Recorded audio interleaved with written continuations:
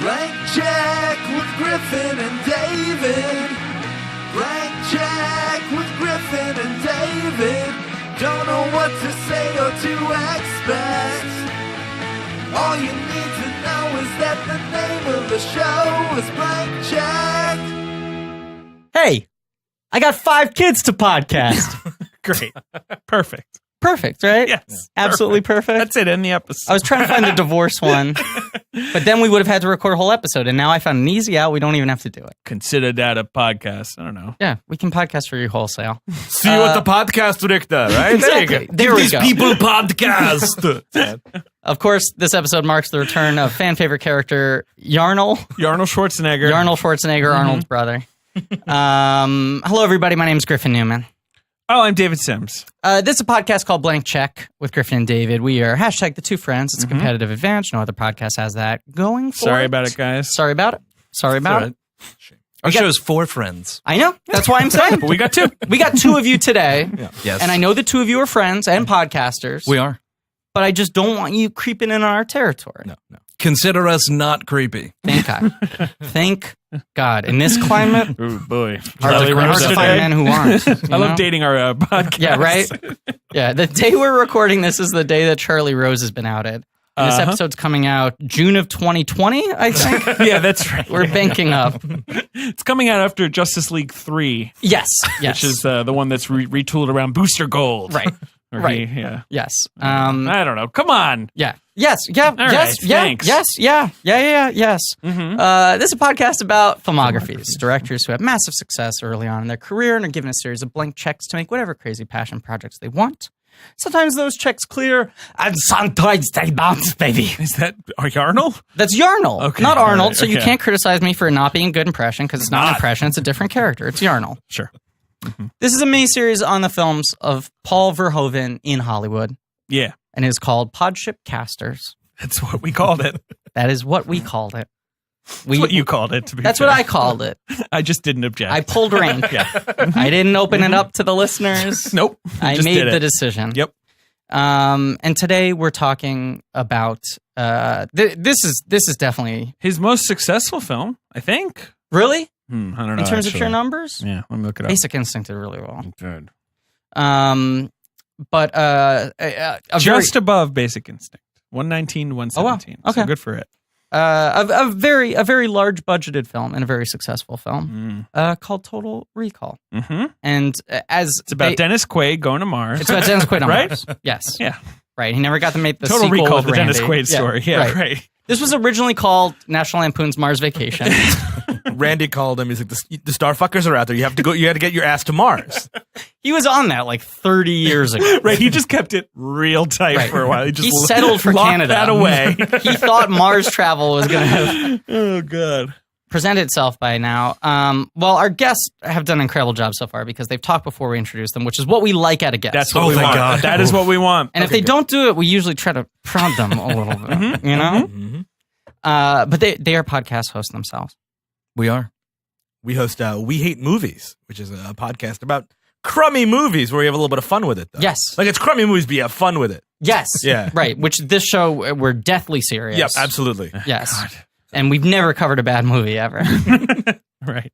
But this is a movie that you guys, I was asking you sort of the criteria of how you decide what, because one man's trash is another man's treasure. Of course. One woman's trash is also another woman's treasure. Absolutely. And, non-gender binary trash can belong to anybody and be repurposed as treasure. Do you need help getting out of this bit? Yes, 100%. Dogs watch garbage, too. Dogs watch garbage, and those cats can then deem that garbage to be treasure. Exactly.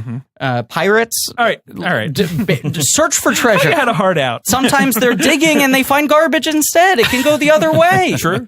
I'm saying I don't even see the walls here. You know what I'm saying? I'm thinking outside the bun This is what he's always like. all the just to be time. clear. Yeah. This isn't me It's struggling. always good when I have other podcasters on. me on so- cruising altitude.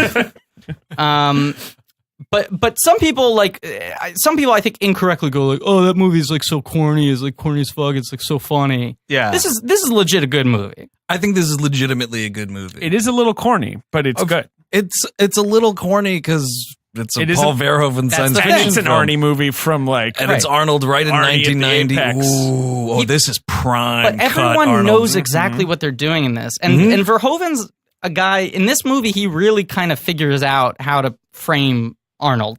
I agree. It's a perfectly pitched Arnold. He understands exactly what's funny about him. Because has he done Twins at this point? Yeah, this is after Yes, Twins. This This is is after an 80s Twins. movie through and through. So he's gotten a comedy out of the system. Right. Yeah, which he was obsessed with. Right. Then doing. He wanted he to does do a his comedy. Ivan Reitman comedy trilogy. This is probably the last brutal Arnold movie, right? Because this is a after Cobra, not Cobra. I'm sorry, after Commando, Yeah. after Predator, obviously. I'm trying to think. Predator is 87. True Lies gets kind of violent, though. Yeah. Yes, Yeah. it does. I mean, also you kind of got those like the weird late 90s, like End of Days, like Yeah. where he's sort of like Oh, we covered that one. trying to go Sure. hard R again. Sure. Right. Collateral Damage. Eraser. Yeah. Collateral Damage. I've never seen Collateral Damage. Collateral You're Damage fine. was the 9/11 one, right? That was the one where he Well, I plays mean, a like- firefighter and had to get pushed. Right. Yeah. And he kills someone with a pipe, I believe. I've seen the I don't YouTube remember. clip. Cliff Curtis is the bad guy. Okay. And Good it's for that, Cliff. Like, someone's like, oh, your family, because his family's like killed in some sort of attack similar-ish to 9/11. I'm sorry, Andrew Jupin and Steven Sajdak. Oh, those are yours. I just realized we never introduced you guys. Andrew Jupin. Sajdak, yes. From We Hate Movies. Yes. We're thrilled to have you on. Thank you thanks very so much. much for being Thrilled here. to be here. And we're going to talk about Total Recall. Total Recall. Oh, we're doing it. We're talking. We're talking. Yeah. We're jumping straight But- into it. You're right. I mean, you just said like a brutal Arnie, but like this is about as brutal as Arnie gets because it's Anything Verhoeven. Anything can get. Yeah. Yeah. This movie, I mean, it's just I've thrown out this quote already in the couple of Verhoeven films we've already covered. Right. That he always claims he doesn't understand why people think his violence is so over the top. He goes like, I'm the only one who's showing violence as it is. There he is. And you watch this movie and no blood has ever looked like the blood in Total Recall. sure. It literally looks like strawberry syrup, right? Every Oh, time yeah. it's thick, it's like goopy. I love it. It's bright It comes red. out in arcs. It Yes. flings. It flings. It's flinging Yes. blood, man. I think that It's like Splatoon or something. Yeah. It's like artisanal squibs that he's Yes. using. Like Yes. Dutch squibs that his Right. brother made. Like Yes. they don't look like American squibs. no, it's like $100 a squib. It's so expensive. He's like the Pollock of fake blood, you know? He's really like, and the arcs of where the blood goes, how it moves, the speed it moves at, but then also just like the moment, I mean, it hits know a what you're crescendo, referencing, the yeah. arm of the chair. The arm of the chair with the Oh, screw. God. Yes. And then he just puts in the guy's face for a second. Which and is you just see it essentially for a hot second. right. It's like a reprisal. It's like an encore of the RoboCop's Clarence Boddicker information spike. final move. Yes. But that's like the denouement of the movie. And in this, it's like that's a random grunt. Yeah, it's and like it's just, Scientist 4. it's one of 7 kills in that minute. It's ridiculous though because it gets to the point of like almost superpower. Yes. Like there's no way just Arnold can do that to a guy. That's like Jason Voorhees shit. Right. Like right. that screw arm of the chair or whatever it is goes like through this dude's skull, like Right. from the bottom of the chin with and it's not such even sharp. ease. It's a flat. blunt, It's dull. flat. Yes. Right, yes. right, yes. right. It's basically one of those long IKEA things that's like Yes. integral to the Yeah. chair. You know, you're putting it at the end. You Yeah. know, it's like, how does this even fit? But it fits. It's like a little greasy, Yeah. even though it just came out of the box. Those things also, they're kind of tricky because you look at the design, you look at the instructions, and you're like, I don't think I need to put this on. Yes, right. And then Come on. you I can don't, skip it. and you're like, I'm not sitting on this chair, right? Arnold is making people into Malin in this movie. Like I Yes. swear to God. Yes. Well, that's the interesting thing about Boy. this movie too is I feel like out of the American English language studio system Verhoeven movies, this is weirdly the most sincere. Like every other Verhoeven movie is kind Right, of he's like, eating I'm its own fucking with you. tail Sure. and, Yeah, yeah, and yeah. commenting on the tropes of the genre and all of that, deconstructing it. Right. But this does that by the design of the movie. Yeah. Because when you get to this point of like, there's no way this guy could kill people in that way, that's the central question this movie keeps on coming back to. Yeah. Sure. That he's having fun with, which is like, Is it a dream? right? Is Right. is the movie Schmelting. like this because it's a Paul Or Verhoeven Paul movie? Verhoeven is just gold member. That's Or- just right? Yeah, it's Goldman. Yeah. Is this movie like this because it's a Paul Verhoeven movie, or is this movie like this because it's about a guy who thinks he's in a Paul Verhoeven movie? Which is interesting though, because that's one of the reasons I think they said Dan O'Bannon, who was one of the writers on this, hated this because he excised all of his satire Sure. in interesting. favor Yeah. of Arnold violence and smashing things because he didn't think that Arnold could do the stuff that the original script was calling for. Yeah, because it's a lot less verbally satirical than RoboCop. Yeah. You know? Yeah. Which is more overtly comedic and deliberately so. I mean, you know who the original star was attached to the Dan O'Bannon, Ronald Shusett? Richard Dreyfuss? Richard Dreyfuss. Right. That sort of makes that's sense, a different though. movie. But that's right, the exactly. whole idea. Yeah, and yeah. this was why, when they announced that they were doing the Total Recall remake, I was like, all for it, as long as you cast Paul Giamatti. I was like, there's room to remake this movie, but cast a schlub and play Well, they could have that side cast of Colin it. Farrell from The Lobster. That would have worked. Right. Yeah, he's kind of fat in that Horrible movie. bosses. Yeah, exactly. Right. Yeah. But that's the problem is, like, in the story, it's like a real everyman, like, as far away from action heroes you can get who gets thrust into this. Right. And Verhoeven went the complete opposite direction, which is like cast the most obvious action star and have that lead into the question. Well, is it a ruse that this guy ever was presenting himself as a construction worker? Because clearly he's the star of an action movie. Right. He looks like Arnold Schwarzenegger, or is that the wish fulfillment element of it? So there was like a way to make a more literal adaptation of the original story, but then it's just a fucking Len Wiseman movie with Colin Farrell looking great. I mean, getting Len Wiseman on board was probably mistake number one. No offense to Lenny, but you know. God, now I'm just picturing Paul Giamatti in Total Recall. Right, wouldn't it be great? Get these people there, Cohagen. God damn it, Cohagen. Good Giamatti. Great Giamatti. I would love that, though. Yeah. Oh, fuck, yes, that would be great. But like, I could give you a list of 20 people who would have been interesting in a Total Recall remake. And even from like a serious end, you go like, what if it was like Paul Dano at that point? You know? Right. You know, what if it's like a serious, It's like... Paul Dano and he works in an office and he's bored rather than he's like a blue collar guy or whatever. Right. But it's the same basic take. Or right? undeclared Charlie Hunnam versus King Arthur Charlie Hunnam. Exactly.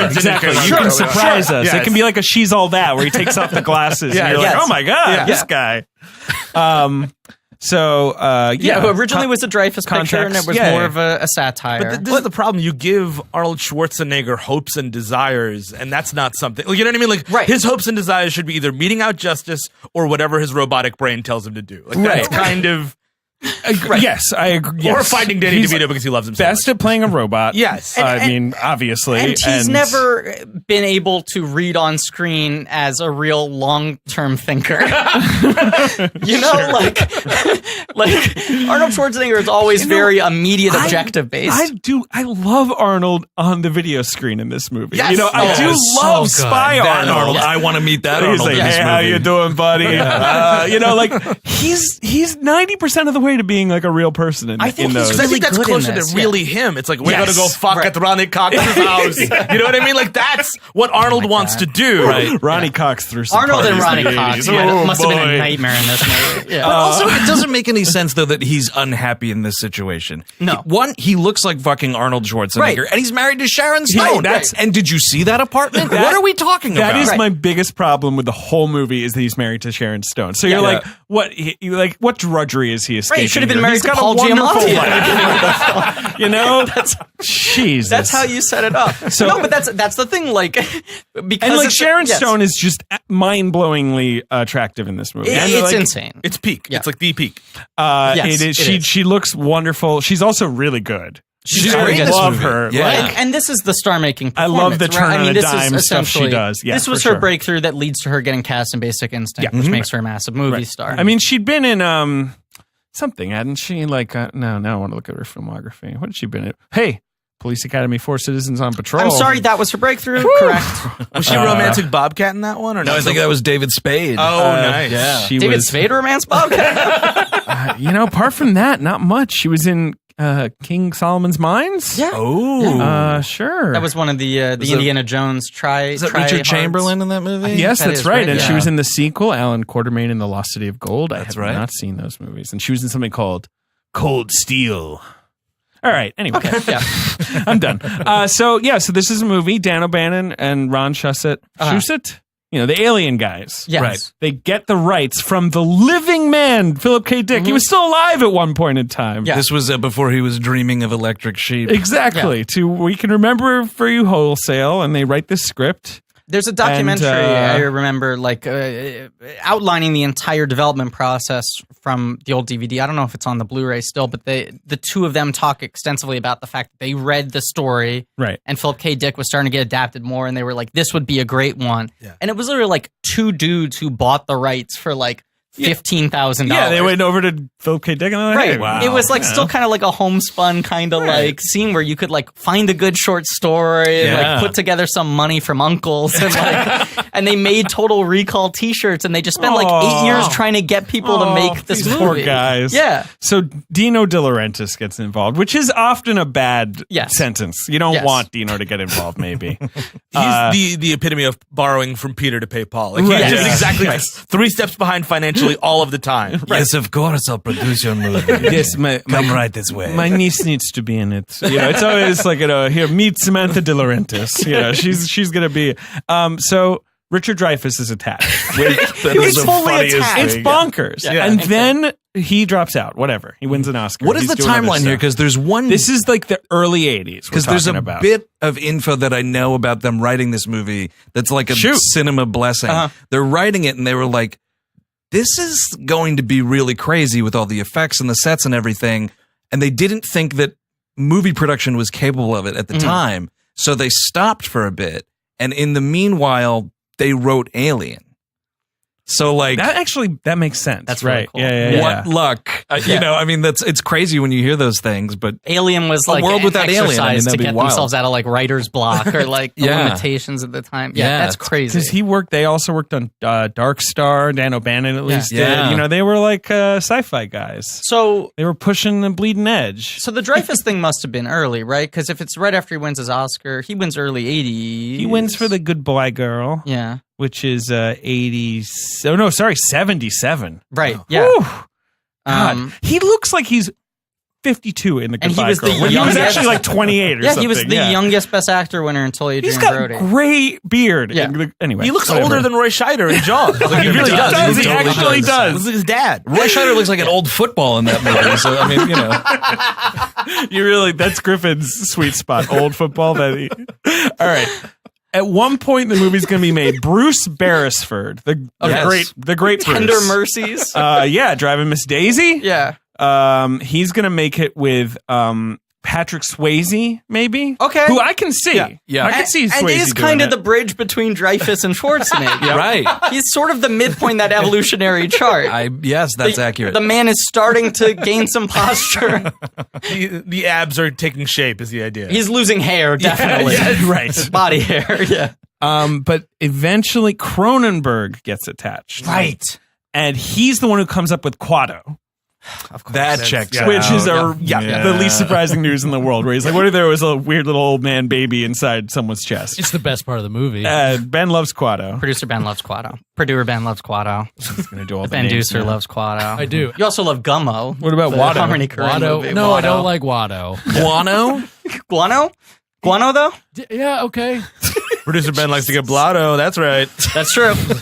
Okay, fine. He's drunk right now. He is a fuckmaster. I don't know if you guys know this. I had no idea. He's also our finest film critic. He's a poet laureate. He's a tiebreaker. He's a dirt bike Benny. He's a birthday Benny. Yeah. He's not Professor Crispy. And this is a rumor that circulates, and I just have to bat it down. It's not true. It's not true. And I'm not. You know, we've done like 130 episodes. You've batted it down. I don't know. It keeps on All right, bubbling fine, up. fine. Carry on, please. Get There's this no over truth with. to this rumor. He's graduated certain titles over the course of different miniseries, such as Kylo Ben, Producer Ben Kenobi, Ben Night Shyamalan, Ben Sate, Say Bennything, Ailey Benz with a $sign, Warhaz, Purduer Bane, and Ben 19 the Fennel Maker. That's right. I wonder what your Verhoeven name will be. Oh, we'll get to it. Hello, I'm here as well. I'm excited to discuss the little man baby, stomach baby man. You fuck with Quado. Oh, for sure. Definitely. So Cronenberg works on this movie. He claims he did 12 drafts of it. Okay. And then finally the studio said, this is the Philip K. Dick story. And he was like, yeah, isn't that what we were doing? And they were like, no, we want like Indiana Jones Goes to Mars. And he was like, you know what? I don't know that we're going to make this movie. So he drops out. Yeah. Dune comes out. And De Laurentiis, that flops. And De Laurentiis is like, fuck it, I'm not making some weird Mars movie. Like, no, it's not going to happen. So then Schwarzenegger swoops in. He comes in first and persuades Carolco to buy the rights for $3 million. And he says, I'll take a $10 million salary, which is low for him. Wow. Yeah. And, low. Yeah. and I have veto power over everything. director, producer, screenwriter, like everything. This was really his first big so blank check he movie. picks Verhoeven because he liked RoboCop. When can you start? Good Exactly. taste. Yeah. And Gary Goldman, who's the guy who wrote Big Trouble in Little China, he comes in, he writes the final screenplay, so he's credited too. And I Verhoeven gave you the whole story. There yes. you go. That's And it. Verhoeven They shot gets- it in Mexico City, the whole thing. That's cool. Yep. Crazy budget. Like 60 million, something like that, which is a lot for. Yeah. For 1990, man. 1990, Yeah, 89 making Yeah. it? Yeah, totally. It's beautiful looking. Like every shot It's has something interesting in it. amazing. That you can, yeah. chew on for a while. Good this movie still looks. I It looks awesome. Yeah. This movie looks so good. Very vaporwave. it is very vaporwave. Just want to put that out there. It's got a great score. Yeah. It's got a great Jerry Goldsmith score, which I love. He Sort said of this was like one of his synthy. favorites. Yeah? It's really Which good. is crazy, but yeah. You motherfucker. Hey, don't get angry at him. He's dead, right? Oh, he's he died long pretty dead. recently. Yeah, Long dead. Okay. Well, I mean, if you give me like over a year, you're long dead. yeah, no, he's, I he's long believe- dead. You're right. He died a while ago. Delarice long dead. You're really hitting the day so that people That's can what I'm figure it trying out. to do the news of the day so people can Jerry figure it Goldsmith out. died 13 years ago. I call Yeah, that that's long dead. Can I call what I R.I.P. think his last movie was? Oh shit! Well, yeah, go ahead. Do you have it pulled up? I mean, you're gonna guess right now. You're not gonna give me a second. All right, go ahead. I think it's Looney Tunes Back in Action. You are correct. Wow. However, little side note: Star Trek Nemesis? his was that? Star Trek Nemesis score is the year before, so Looney Tunes is 03. He had a score for Timeline. Timeline, the Richard Donner movie, Yeah. which you guys certainly could It's on tackle. there. We got in trouble for making fun of Paul Walker once, but right before he died. No. We made the jokes and then he died. Because we're like, oh, do not worry about Paul Walker. He's doing just fine. And then he did not do just fine. Yeah. It was like What a are you year and a supposed to half do? before the death. Sure. But then, you know, we'll have people like last week, like, guys, They finally you know like, what get didn't to it. play? Right. That Paul Walker joke. And I was like, you know, this show's been on the air for a better part of a decade. Like, Boy, oh That's boy. the weird thing. Anyway, of like, he wrote a score for a Timeline that was rejected. you do not reject Jerry Goldsmith. fuck. Yeah. And Brian Tyler did the final score. Now, no shade to Brian Tyler, but come on. Jeez. Someone's a legend in that sentence, and someone isn't. Yeah. I mean, I think Brian Tyler is your guy where you're like, Jerry Goldsmith just sent like a bunch of, chords. we got a week. Timeline's about time travel. And he's like, sure, I'll whip something up. He just sent me a packaged copy of the Gremlins soundtrack, but he crossed out Gremlins and wrote Timeline. Oh no, it's a dinosaur.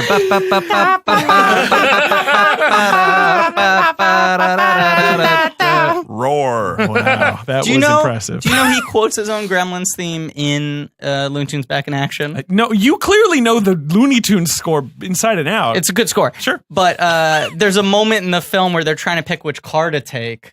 I see. And I think Bugs is taking the good car. Right. And Daffy and Brendan Fraser are left taking a gremlin. What a trio. They gotta take a gremlin, Yeah, and they're I like, I'm left with this car, and then the score plays. It's Wow, I bet that really played for 8 people. I went to a midnight screening of Looney Tunes Back in Action. Back when it was like for real midnight, like For there real. weren't no 7 p.m. No. screenings. I saw a 12 a.m. screening of Looney Tunes Back in Action on a Friday night. What age was that movie for? Like, what was the right age I think for that that movie? was the question. I'm going right? to tell you, Yeah. it was the age of the person who saw it at midnight. 14-year-old Griffin Newman. That sounds about right. Yeah. It must have been pretty cool putting your feet up on the seat in front of you in the empty theater. What was the crowd like? Do you remember? Me, my 2 friends, Oliver and Louie. I remember a couple being there who made out through most of the movie. Checks out. All right. Checks out. They had fun. Yeah. I think that might have been it. Did you like it? Did you walk out and you were like 4 stars? Yeah. Sure. Yeah, it's a fucking masterpiece. Joe Dante rules. Total Recall. Total Recall. So they make Total. He picks because I guess he tested for no, he wouldn't test for RoboCop. But They he was, wanted him. He was Yeah. considered for RoboCop, and he was like too big, like essentially. So they were like, all right, but he liked RoboCop. He says, Paul, make this movie. And Paul's like, I'll make it. It's gonna be violent. He's like, sounds great. You know, like it. They gave me so much money. My brother has squibs from other movies. And this feels like Verhoeven really like testing out a lot of new special effects technology. You know, this movie is a real sandbox for him. Effects are incredible. Insane. There's so many corners, and like every 5 minutes, this movie turns a corner, and you see something visually like, "Whoa, holy shit!" And also the plot goes, "Whoa, holy shit!" And you're just like, "Okay," and you kind of keep going on in this crazy ride. By the end of it, like, is it a dream? Is it not? It's just like, I don't know how I got here. You got to roll with this movie, man. This is not a movie where you put your foot down and No. you're like, "This is what this movie is." Like at the beginning, No. because by the end of it, no. This movie trucks, and it's weird because I own it. I owned it on DVD before I upgraded to Blu-ray. Nice. I had it on was Blu-ray. a great transfer, a gentleman's transfer. Looks good. But I was rewatching it, and I was like, "Oh, I don't think I've watched this in full in like 15 years." But Yeah. I feel like I crack out the disc like 2 or 3 times a year just to watch certain scenes because I am so in love with the aesthetics of this movie. Yeah. I honestly once or twice a Get year ready for a surprise. put in the disc just to rewatch that's the the best thing. exploding head gag. It's awesome. Because I think this is my favorite practical effects movie ever. I love animatronics, and this is like peak animatronics. Right. Well, it's because it's kind of the end of animatronics, Yes. so they really they perfected the they're art close. before they start like kicking it out. Right. Yeah. Right. That and like model building for exteriors, God, the which was like exteriors the are so last good. time they Yes. did this in who knows how many years. I'm sure they've done it since then, but for a long stretch, it was like, no, computers. And like matte paintings. The like and stuff. the alien artifact, the like weird giant column things, Yeah. And even the CG, like the what do you call it, the X-ray scene is amazing. Which was like one of the biggest CG scenes at the time. It was and like, was this is the fucking breakthrough in hard. CGI. Yeah. Like, I think I read some article about that where they were like, that took forever. Yeah, it took and it's like a just year skeletons, for that, right. running it's around. kind of useless too. It's not like it's not like Jar Jar Binks walking around. It's literally like we just want to add something to the shot where it's kind of cool how we find out he has a gun. Right. Yes. Right. Yes. But it also still looks good because the thing that Verhoeven gets, and I think it's a sign of good filmmakers, right, is the movies that age the best are the ones where they don't try to be literal minded or like awesome in depicting the future. They take a strong stylistic stance. I also just love the future. Like, we don't start with like, it is 2084. No. Like, blah, blah, blah. No, he's just like, I always wanted to go to Mars. And she's like, Mars? And you're just like, right. I guess people go to Mars here. Right. Great. And You start the movie on Mars. The opening start the movie shots on are on Mars. Mars. Yeah. They one up that with her line though, because she's like, Mars. Pfft, why don't we go on that Saturn cruise? And I was like, fucking Saturn cruise. Everyone talks about this Saturn cruise. I'm like, can we have a Saturn sequel? Like, Yeah, because totally. the recall guy too is like, you really want to do Saturn. Everyone, is upselling Saturn. Well, it's weird because like I was trying to while watching it, I kept on going like, what is Mars analogous to in our culture? Like, is it kind of like Long Island where it's like you have the Hamptons and it's really ritzy, but also like a lot of it's Long Island? Sure. Because it's got like real highs and lows. Like there's a real elite kind of like come to Mars, rarefied it's air. that dialed Right. up, right? Where it's like, right, you can live on another planet in the absolute lap of luxury, but there are these mutants. So you're going to have to I will look say at this them. movie doesn't give you enough. I mean, there's so much of this movie anyway, but like, I do want to see fancy Mars. We never see fancy We don't Mars. see a lot of fancy You Mars. see the Hilton a lot. Yeah, you do. Which is a nice looking Hilton.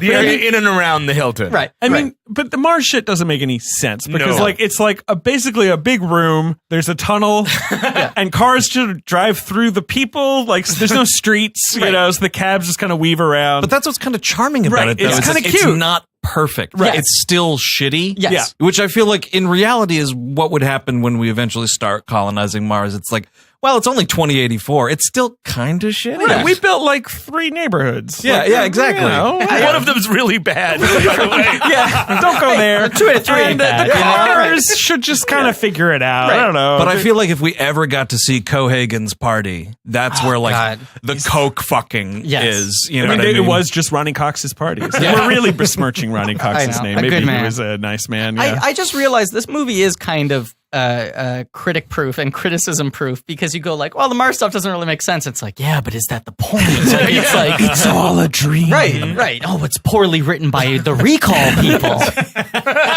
not us. Yeah. Yeah. So this movie starts on Mars. Does Straight up It's true. starts with It's a beautiful, like dream fucking of John Mars. Ford Vista of Mars, and these cool spacesuits. and then Arnold Schwarzenegger. Sure.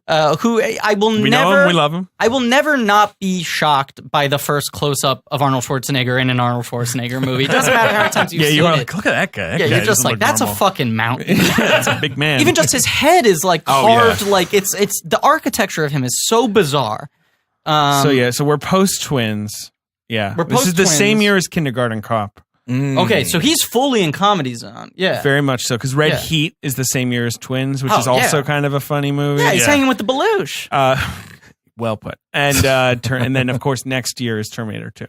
Wow. Yeah. So and this movie was a huge hit, and Kindergarten Cop's a pretty big hit. So it's sort of like, he's at his peak. yeah. And annoyingly, there is comedy in Terminator 2. There is. You don't like the comedy in Terminator 2? Not especially. Talk about my favorite comedy of all time. I love that movie, but man, when they're like telling jokes, I need the vacation. No, you don't. You're a robot. That's dumb. Why do you know what a vacation is? Fair Then you enough. need it. That's true. The vacation line. Sure. They could have cut that. That's fine. My thing is with this, the first thing in this movie, you wake up, wake up next to Sharon Stone. I mean, you're an Adonis, you're Arnold Schwarzenegger. Right. And you say that you were dreaming about somebody else, and she's just like kind of more okay with it than not, but still pissed off. Well, Like, doesn't he say like I had the dream again, and she goes like the brunette? was the brunette there? Like they've talked several times. They He's seem to have a openly nice, relationship with a lot of communication. That's the thing. It's like, what the fuck is this guy complaining about? He opens up to her about dreaming about other women. His She's job cool with is it, that wants he the stands updates on the next to narrative. Robert Costanzo and just sort of like goes like this with a jackhammer for all day. I don't know. And for how heightened and stylized and over the top this movie is, there is no moment more extreme than Arnold Schwarzenegger with the jackhammer. yes, It's intense. It is. It's It intense. is insane. Verhoeven has never come up with a more subversive image in his entire career than just a glistening he Arnold looks more Schwarzenegger. inhuman than Tony at It's that point. Like it's just like, what are you talking about? Yeah. He looks. Right. I also just love that he's like jackhammering, and he's like, "Hey, Harry, you know what? Go to recall." And he's like, "Why? It's a construction zone. Everyone's flat. No one can hear each other. Right. Why would they be talking right now? Right. Hey, you heard of that recall?" And he acts like he's just one of the boys that he looks the same as Harry. You know? Robert Costanzo, who is a perfect sphere covered in hair. I love Robert Costanzo. I just love looking at him. He's an egg you rolled along the floor of a barbershop. Yes. Perfect. But then you just have Arnold there, jackhammering, going like, the old 9 to 5 grind. I would love it if he God. like jumped on top of a brontosaurus. Look, it's very very Flintstone. It's Flintstone. very Very Flintstone. Flintstone. Very What are they Flintstones. drilling? It's just a hole. It's Yeah. just a giant hole. Yes. Oh boy. But Anyway. he's got kind of a malaise. He's not even like depressed. Yeah. His life isn't bad. He's just in like a midlife crisis. This is kinda. why the Giamatti is really. You're selling me just with this. Yeah, that's the noise. Right. Yeah. So and he on the subway, which is full of CRT TVs. Yes. He sees an ad for Recall. Uh-huh. Which is a great. I love. It's a classic Philip K. Dick idea. Like, Right. who wants to actually go to Mars? But you Right. can think it went to Mars. Right. It'll be great. And that's a thing Verhoeven really nailed in this movie, which he nailed in RoboCop, but he has a bigger budget to do it here. Like the ad, like the Well, sort just of. the omnipresence of screens Yeah, and yeah. how personalized and sort of conversational everything is. The ads, the newscasters. There's that great design of the TV in his kitchen dining room wall Oh, that then right. turns into like the windows. Yeah, I also like the phones, the weird little Yeah. phones with the the thing you push. I Oh don't yes, know, little but- like slat. Little You sort of flap. like fold up. Yeah. Well, that was still like when people in this time were like, in the future we're gonna love video conferencing. Right. Yeah. It's gonna be our FaceTime favorite is thing to fucking do. miserable. Right. It's Oh, a I hate miserable it. I hate it. experience. Everybody. For the listener at Can you- home, David's pretending to do FaceTime. We also see people walking in the street like this. I'm like, are you fucking crazy, I man? can't It stand drives it. me insane. I can't stand it. That's nuts. Anyway, but people do crazy things. It's like taking a picture with your iPad. That's the other thing that goes on. People who are like, Oh yeah, you'll get that. My phone broke when I was at Disney World. congratulations. And I was. Hey, I'll admit it's a humble brag, but my phone broke. Was totally How did dead. it break? It just died. I was doing the iOS update the day before I got on the plane, and then it wouldn't finish. Oh. And it was stuck on the load screen, and when it would run out of battery reset, it would do the same thing, and it would never finish the iOS update. Oh my God. So it was like a total brick. And it took me 4 days to get an appointment at the Apple store in Orlando. So for 4 days, like, I was going there to talk about it for the podcast to do an Avatar Land episode. So I wanted to get pictures and shit. And I was the doofus walking around Avatar Land with a full iPad taking photos online. Wow. I had no idea. And everyone kept on giving me looks. Because we haven't recorded that episode yet. No. Well, People you heard know- it months ago. Yes, they did. You're in like a larger than life space. Yes. You need a larger than life device to take pictures of it. I mean, look, it's the floating mountains of Pandora. People are astonished by me with an iPad. When you do, You went high. when you use an iPad, you have to like drape yourself in a cloak, like you. It's You're like a Deadwood photographer. That's the All only right, way- everyone. That's the only way you can do it. The whole still will be done in 2 minutes. me and Monty Montgomery walking around with our iPads. Oh, Monty Montgomery. Good shout out. Thank you. Total Recall. So he goes to Recall. Oh, yeah. Oh, no, but I was just going to say, this movie very early on sets up the sort of like, it's a friendly screen culture. Mm-hmm. And it's also a very consumerist culture. Mm-hmm. But the advertising, everyone's like fine with all the advertising. They're fine with all the products around them. The brands seem really friendly. Like everyone's just accepted like, oh, but it's so nice. Yeah, like I'm sure. fine with all of this. It's a nicer future sci-fi world than what RoboCop sets up. Yes. Right. But it also pushes Yes. it even further, though, like where capitalism is literally selling you your air, Right, and which is then- a great idea. Yeah, Yeah. it's an awesome idea. Right. And selling you your reality. Like, Yeah, right, sure. right. Yeah. They can now just sell you a better life so you can be content living your shitty life, being married to Sharon Stone, being a perfect looking man with a great apartment. Yeah. Yeah. I love the whole thing where And he excavating a tomb on the or whatever the Yes, hell you right, do. Right. I think it's some sort of mummy excavation. Oh, I they see. just don't Yeah. talk about it, but that's what's going on. That was left out from Yeah. earlier drafts. Yeah. You get to be best friends with Robert Costanzo, Oh, which my is God. cool. His life is perfect. Yes. It's pretty perfect. Yes. So he sees Robert Costanzo is the Sharon Stone of best friends. no question. Sorry, I should have said that faster. Anyway, carry on. So he sees this ad and he's Goes on to the Recall, hook. yes. Right. Goes to Recall. And immediately is like, look, I'm all about Mars. I keep on having this Mars dream. I love brunettes. I love that guy. Right. Who is he? That guy's The funny. Recall Yeah, salesman. he's yeah. good. He's Yeah. on point. I think He's that's just a- John Cho in the sequel, but Is like a it? bleach blonde John Cho. That's boy. cool. yeah. It's That's a good rad. idea. I think the kids like that. It I watched the first like 15 minutes of that movie and fell asleep. just I looks so boring. I Yeah. own it on DVD because it was a trivia prize. I've never watched oh it. yeah. That's, I feel, what happens with 90% of trivia prizes. Yeah, they go just- unused. they Yeah. ju- I haven't watched the Lorax either. It's just sitting there. We became good friends through Doing trivia. this trivia night that Oh, we go to nice. together, Videology in Brooklyn. Oh, yeah, of course. And for a long time, the prize was you could pick a DVD from the shelf. Mm-hmm. And the DVDs that were offered as prizes It was the ones they wanted to get rid of. It was Maybe they like- had too many copies. old new releases. Yes. Right. So things Yeah. that were new releases what was 4 to hot 6 in months ago 2011, when they yeah. needed 6 copies of it, but now they only need 2. Well, you can never have enough copies of the Lorax. That's what it was, though. I mean, I think I had. It's an eye-grabbing cover. It's all orange, big mustache. we were very good at trivia and we'd win a lot. And at a certain point, Humble the brag. bit would be like humble brag. The bit would be, are we just going to start collecting multiple copies of the same movie? Sure, right. Because I think someone on our team got like 5 copies of Dark of the Moon. Oh, yeah, sure. They had a Transformers lot 3. of Dark in the Moon. They had a lot of that. Ooh. Eep. Yeah. All right. This is Arnold's favorite scene in the movie, by the way. That's what he said, was this scene with him and whoever The guy. jackhammer? No, the guy, the recall scene Okay. where he's talking to this guy and it's like kind of comedic. And I think that's to your point. Like that's Sure. what he's trying to. He's like, I could do comedy, or I guess, right? It's like a fun new toy to him. Like he's like, I can make jokes, you know? He's like enjoying that. I'm trying to. I think it's.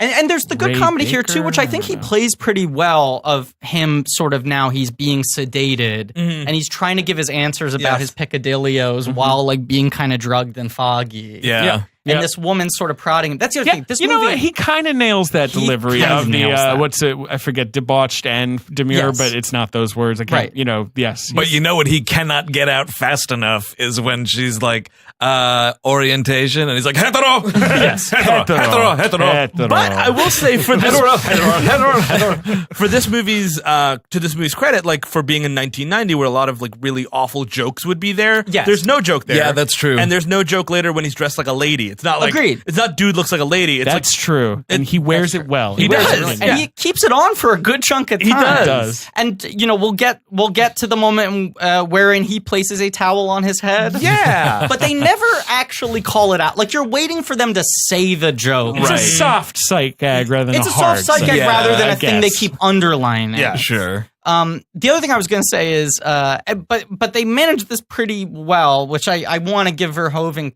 credit for. But this feels like it's at the peak of Arnold has complete creative control. He gets final approval over everything. Even if he's hiring the director who he wants to make decisions, he's like, by the way, every woman in the movie needs to want to have sex with me.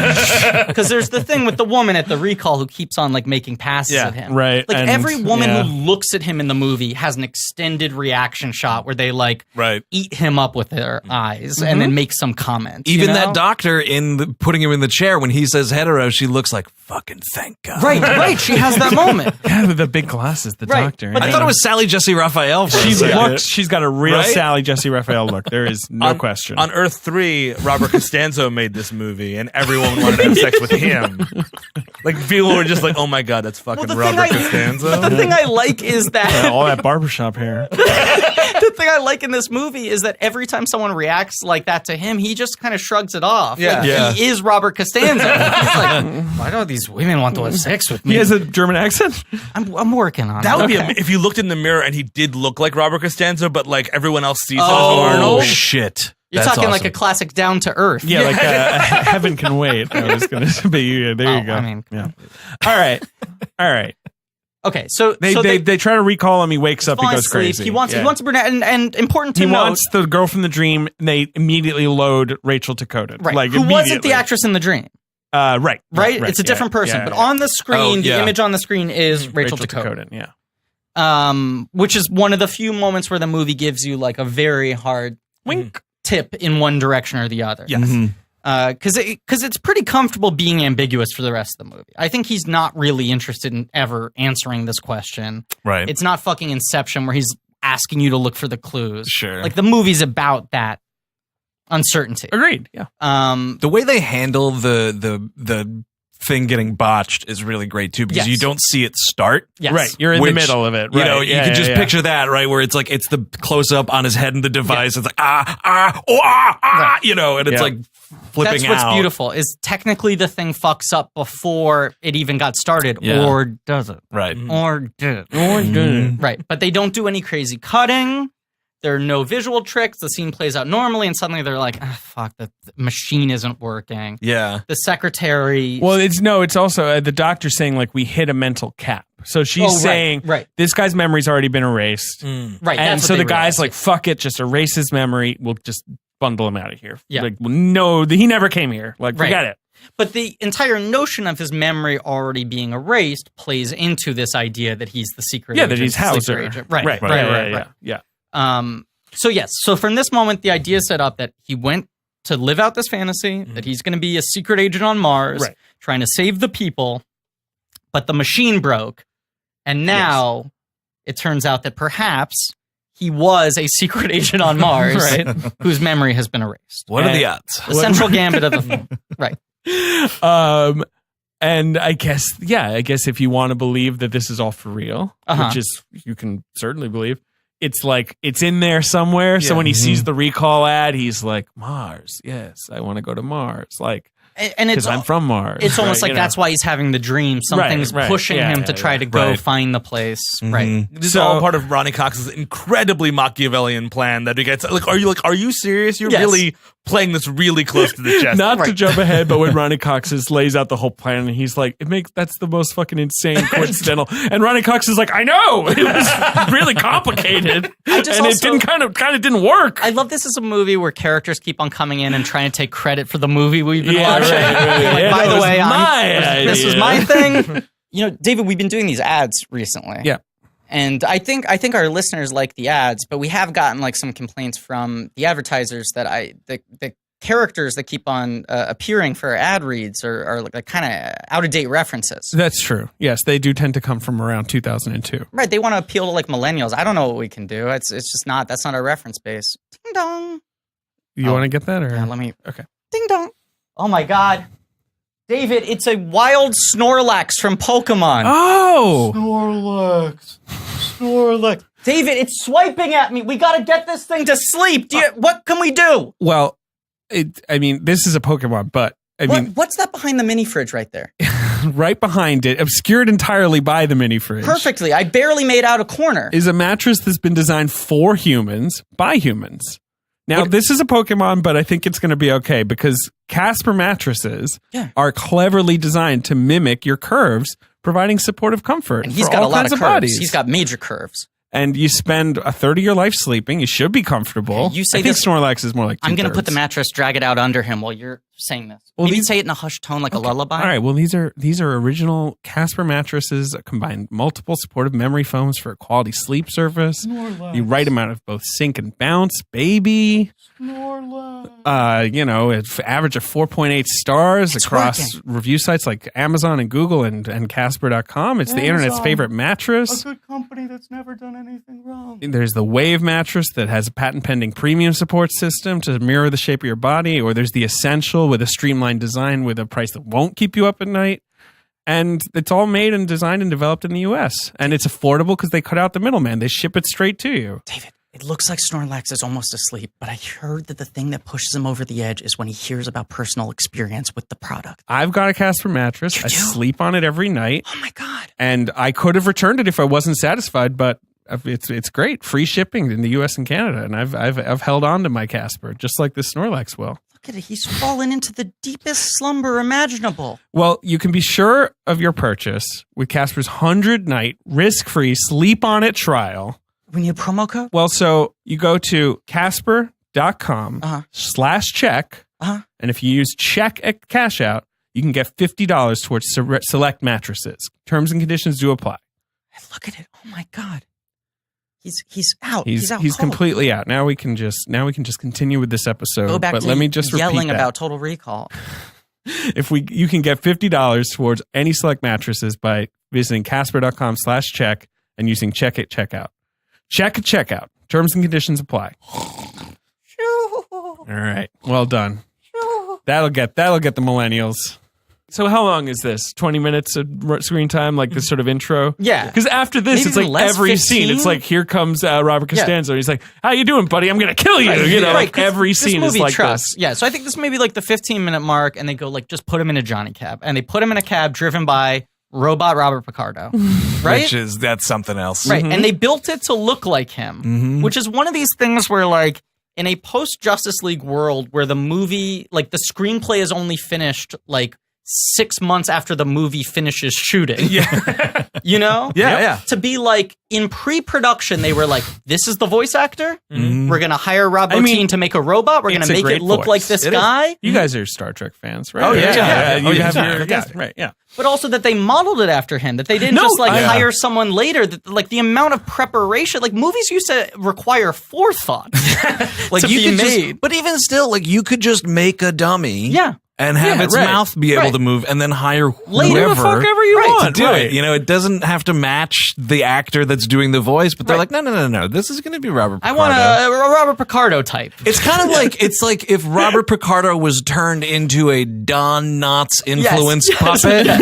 That's what this thing looks like. It's a robot Dylan Baker, is what it is. Interesting. That's sort of yeah. And he does have like the very kind of classical like Disney Hall of Presidents movie. Yes, too smiley and where it's a jokey, Chuck E. Cheese, and just the weird kind of rotations like to stay animated. And he doesn't really work because he's just like, just drive, and he's like, I don't know that destination. Right. Like, yeah. But the design's so good with It the is light so up good. visor on his little tabby hat. It's what? 2 scenes? It doesn't matter, but it's great. Yeah. It's so good. All those little ideas are Right. so good. And that's the area where like you look at this movie, it's like, God, they had a lot of fucking money to work with. Yeah. Like any idea they had, they were just like, yeah, we'll give you the full resources you need to realize that with like the most talented artists at the peak of this like sub industry. Is this Johnny Cab setup? Are they all designed so that if you skip out on the fare, its head goes explodes crazy. and crashes into a wall?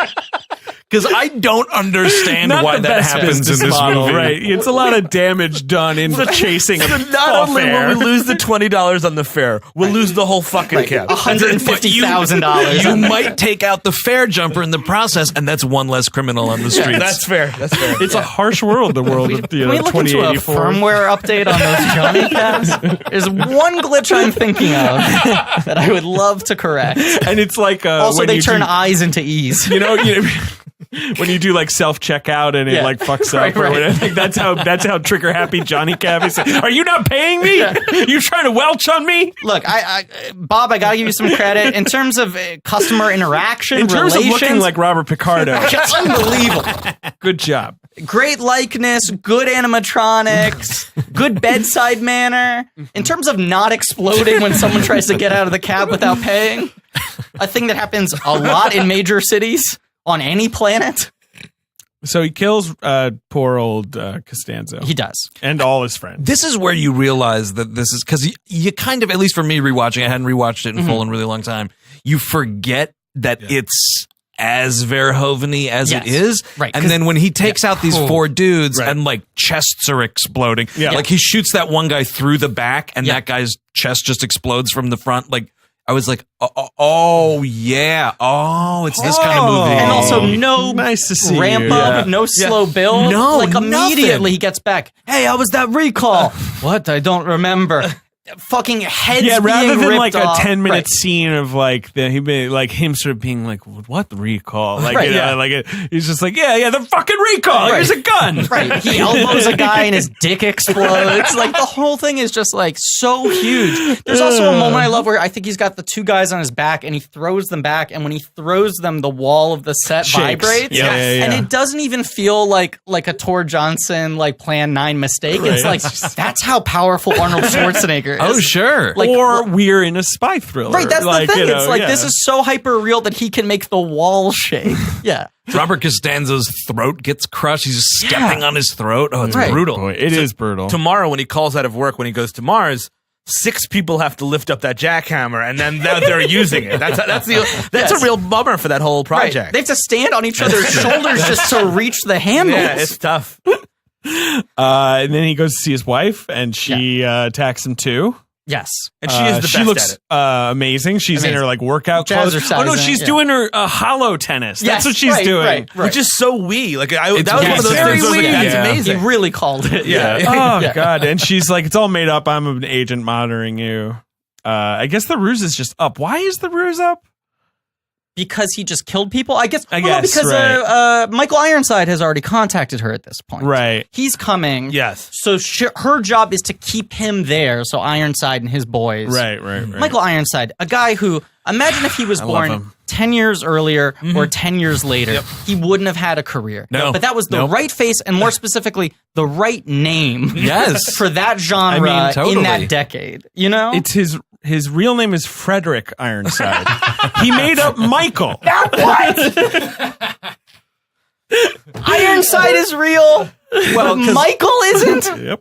Michael Ironside is an acclaimed Canadian actor. Freddie Ironside sells you shitty cars. Hey, Right, that's, you know, you need the siding. You need the Ironside.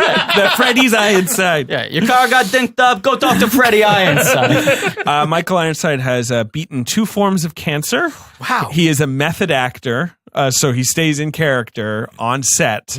Oh, Jesus, was he in character in that Canadian horror movie we did? Visiting hours, probably. Oh, my Lord. You ever see that with William Shatner? I know. I'm looking at it now. A feminist journalist becomes the target of a serial killer. Okay. Yeah. A feminist journalist is in the movies like, look at this fucking feminist. Yeah. Like, that's how it's portrayed. Mm. He's a dude, he's like a leather daddy serial killer. Jeez. It's Oh, awesome. boy. Michael This sounds Ironside's great. really good. Probably the best actor at not closing his mouth. Like, you know what I mean? Like, he uses that to his advantage Yeah. all of the time. Great call. That's a really good call. Absolutely. Do you want to know something crazy He was about Michael Jester Ironside? in Top Gun. Correct. Yeah. Do you know how Michael Ironside beat cancer both of those times? How? He strangled it to death. He played a person who didn't have cancer. He's such a good method actor. That's how good an actor he is, right? He could cure cancer if he could make us all. He went to his agent and went, "Find me a script, any script, as long as they don't have cancer." That's funny though, because the Cancer, Ironside, and Schwarzenegger. Did you see the story about this on the set of the movie? So Arnold one day notices, right, that between takes, Ironside is making all these phone calls, and they appear to be like serious phone calls. And one day he goes up to him and he's like, "Hey man, what's going on with all these phone calls?" I mean, that's not how he said it. No. Why are you on the fucking phone? This is my movie. You're paying for those calls. Until Michael Ironside reveals that he's on the phone with his sister who has cancer. So Arnold says, "Come with me into this room. If you want to live. If you want to, or if your sister wants to live, Sure. come with me in this room." Well, cancer jokes. Yeah. And they got on a call for 3 hours, and he advised her on exercises that she should be doing and her nutrition to help her while she's battling the cancer. Arnold Schwarzenegger is fucking great. That actually might be how Michael Ironside beat cancer. Maybe he was just taking notes. Right, yeah. Saved him for later.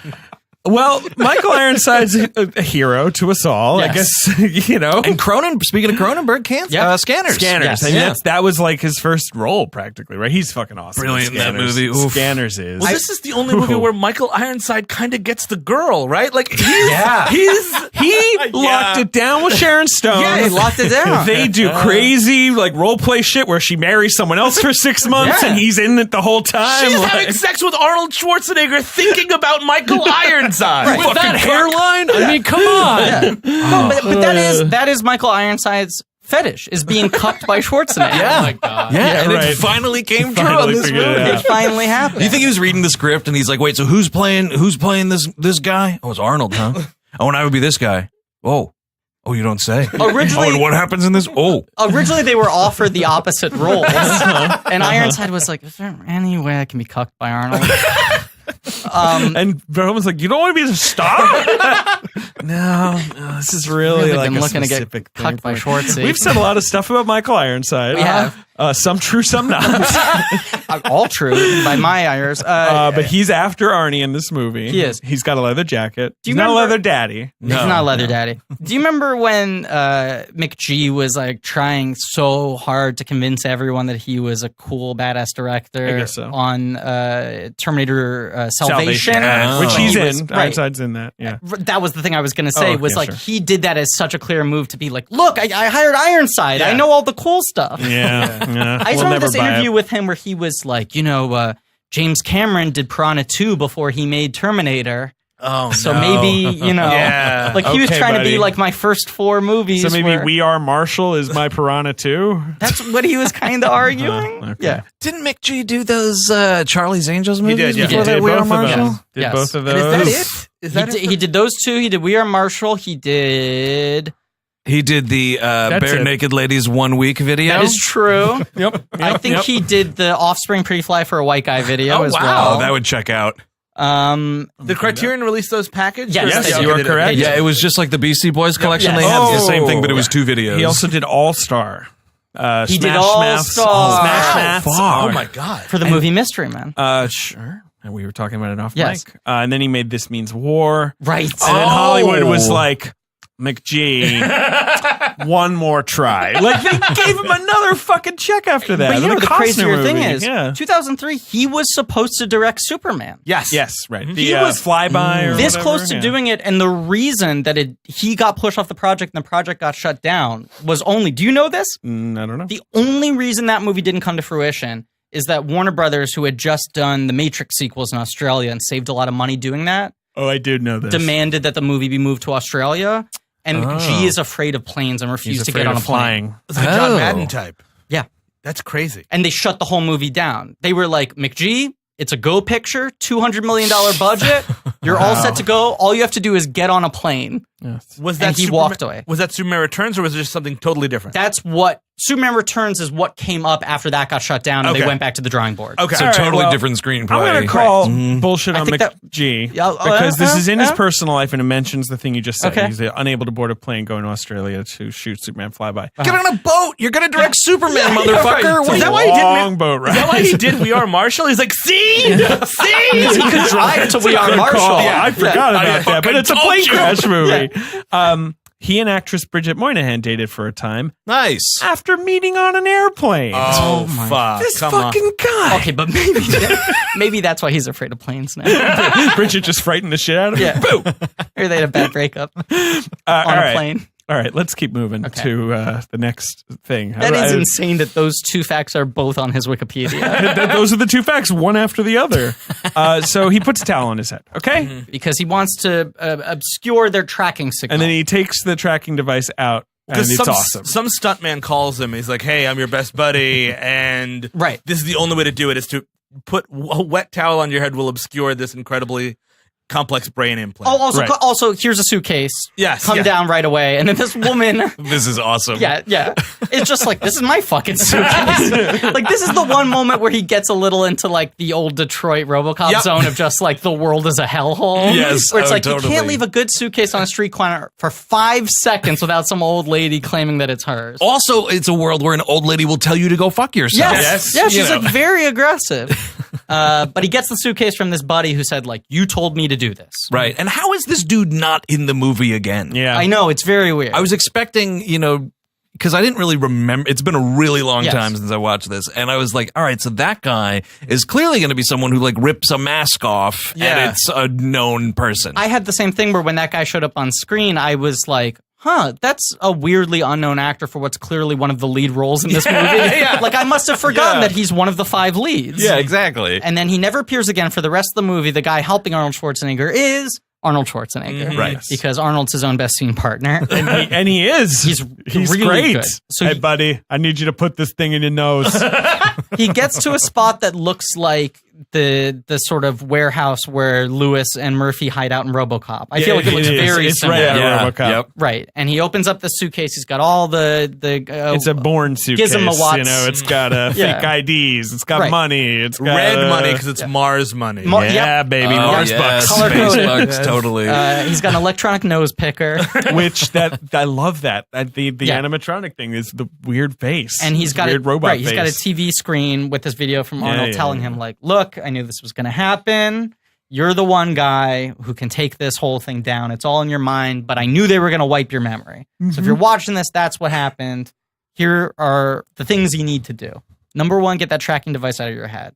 Sticks it up his nose. They go to this amazing robot Arnold with this like crazy extreme pained expression. And this is where I feel it's another clue that this is just all in his head, because this like elastic nostril that happens, like he's pulling this thing out. So horrific. Yeah. It's like a fucking billiard ball. Yes. Right. Like he'd just tear that nostril. Yeah. And instead he just turns into rubber face and for a his second. eyes are like bulging out of his head. And you can see the light of it like through the eye socket. Yeah.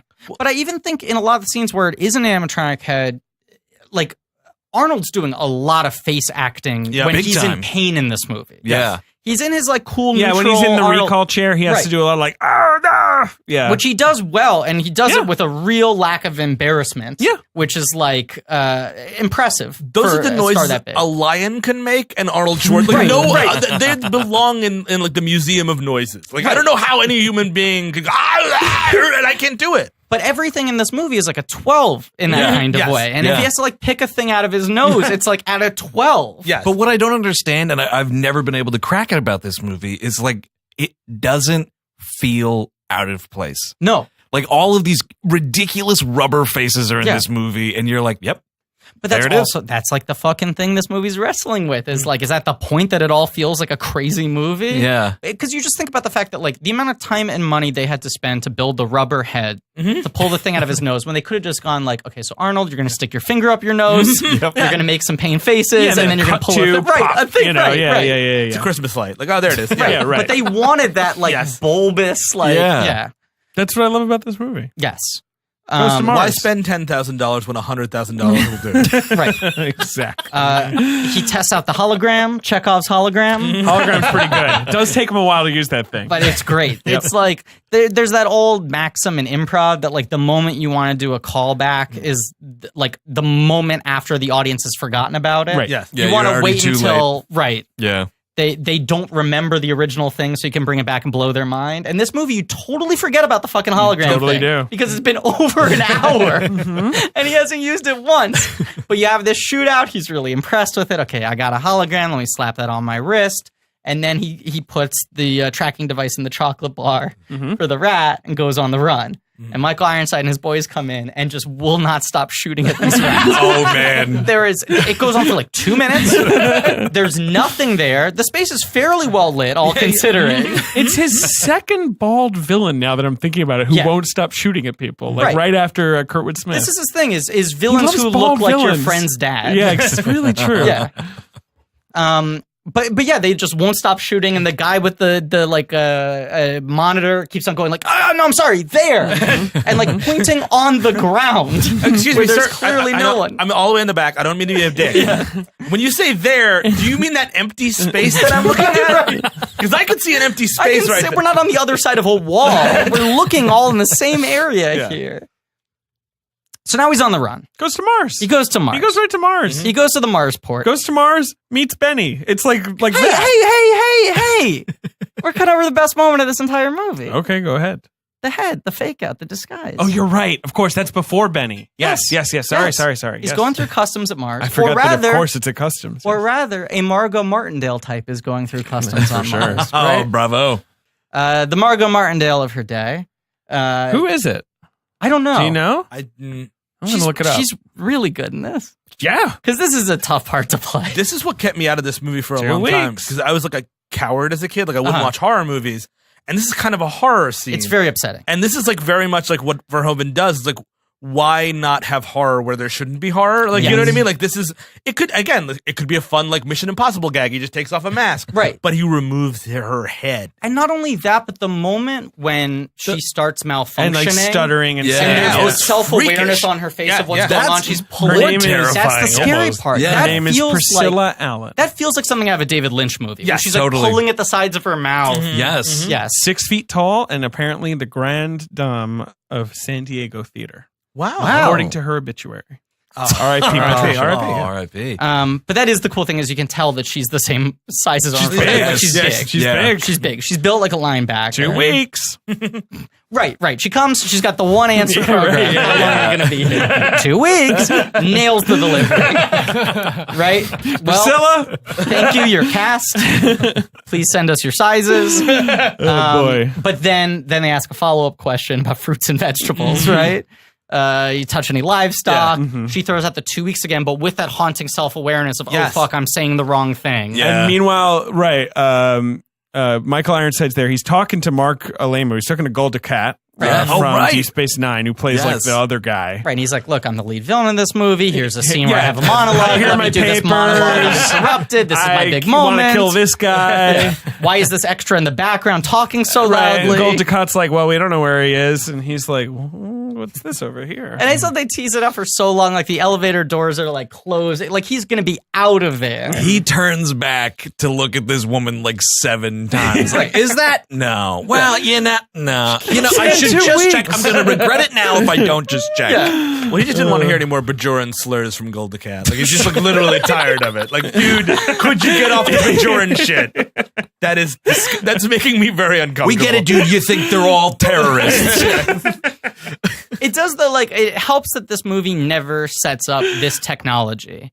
And that you don't have any sequence of Arnold getting into disguise. Yep. Like, That's you what I have love. him That's like what I love. on the run, the rat with the tracking device. That's what I love and then about everything suddenly in this movie. It's just a woman going through, and you're like, maybe this is just how we enter this scene, is through some random day player. Even if you think it's Arnold, you don't think it'll be revealed by him sort of like splitting his head apart in sections and like so this throwing is the it at someone. Then it's a bomb that announces that it's a bomb. Once a year, I will throw in the disc at least. And literally just go to this sequence and go frame by frame. Because the way the thing breaks apart is stunning. Yeah. And the lack of visible seams before, because usually movies like this, you can tell when it cuts to something that's now going to be an effect shot. Yeah. You know, there's a shift in the plasticity of their skin or whatever it is. And you go like, okay, something weird's about to happen. Yeah. You know, like in the opening when his eyes start bugging out on Mars, you can tell that cut from... oh, here's real Arnold Schwarzenegger to here's animatronic Arnold Schwarzenegger, because now there's effect that needs to happen. It's a cartoon when you see the broom Mickey's going to grab because it's not part of the background. You know what I mean? Like that kind of thing. Right. But this is just such a graceful, like, okay, she's there. She's nailing this performance of the freak out, right? Then she starts like reaching for her ear. Then we go to the one fake robot head that's the one with the ear that extends. Which is great. Built a whole head just for that one shot, right? And then the wig flies off. Yeah. And then we go to the second head with this horrifying expression. Yeah. And then it just kind of like cascades out Yeah. over his head.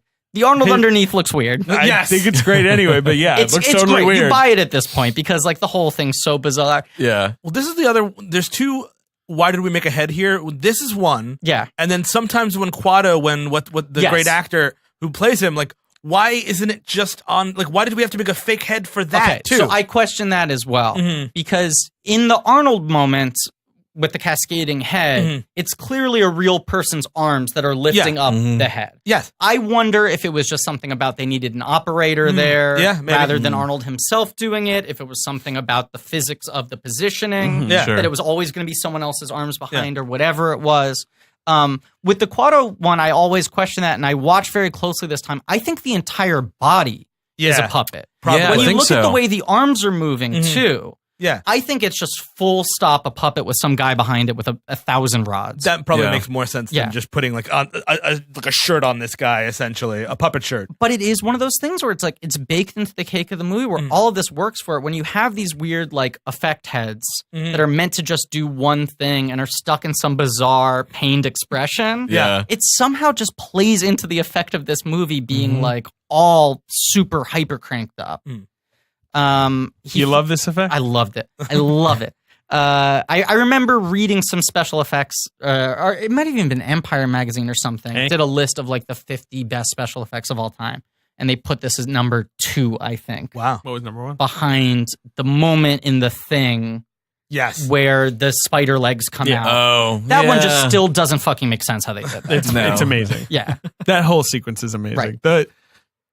The defibrillator's going through the chest, and then the chest is a mouth that bites him is my favorite thing in the world. It's like 2 nightmares. These 2 movies for me are the ones where like the physics of how they get the animatronics to do that shit in one continuous shot without edits. Yeah. Because something like American Werewolf in London, which is rad, the whole game is there are 1,000 cuts. Yes. And each dummy is just set up to do one thing. Right. But when it's able to do like 2 things, I lose my mind. I thought you were going to say number 1 was Kermit and Piggy riding that tandem bike in Great that Muppet should be Caper. fucking up there. That's a thing is fucking mystery, stunning. man. That's a I mystery. cry every time I see that. It's amazing. Not even because like the emotional value of the shot. Like who gives a shit? I love the Muppets. That shot doesn't really mean anything. It's just Jim Henson showing off. That shot is just a fucking mic drop. I want to see it that really, now. And really the crazy is. thing is, in the Muppet movie, he does it with just Kermit riding the bike, and you're like, that's it. That's the peak of filmmaking. You're never going to be able to top that. Yeah. And then 4 years later, Jim Henson's like, hold my beer for a second. He's like, hey, It's like, man, I'll put 2 on a the bike. fucking Electric Mayhem are on bikes. Like, everyone's on a bike. They built a bike for Crazy Harry. He's like 5th tier. All right. It's beautiful. It's great. man. Can we get to Benny? Okay, so he throws his head. Get ready for a surprise. Great.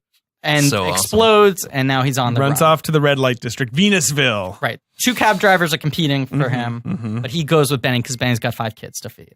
I got 5 kids to feed. Mel Johnson Jr., turn off your phone. It's not my phone, it's my iPad. This is the thing you always complain about. Oh, he's gonna take our picture. Look out! What are you doing with that cloak?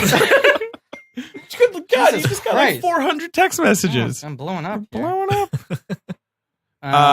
So Benny is great. What do you guys think of Benny? Mel Johnson Jr. Don't know him at all. I didn't. I kind of kept being like, "Is he the guy?" No, he's not. I've never seen him do anything. He did barely anything. He's kind of great. Like He is he's great. really great in this one role, and it's just You know he hasn't done anything because if you look at like the first sentence of that IMDb bio, it's like best known for playing Benny in Total Recall. Yeah. And well, That's always that. a bummer when you get to those. Yeah.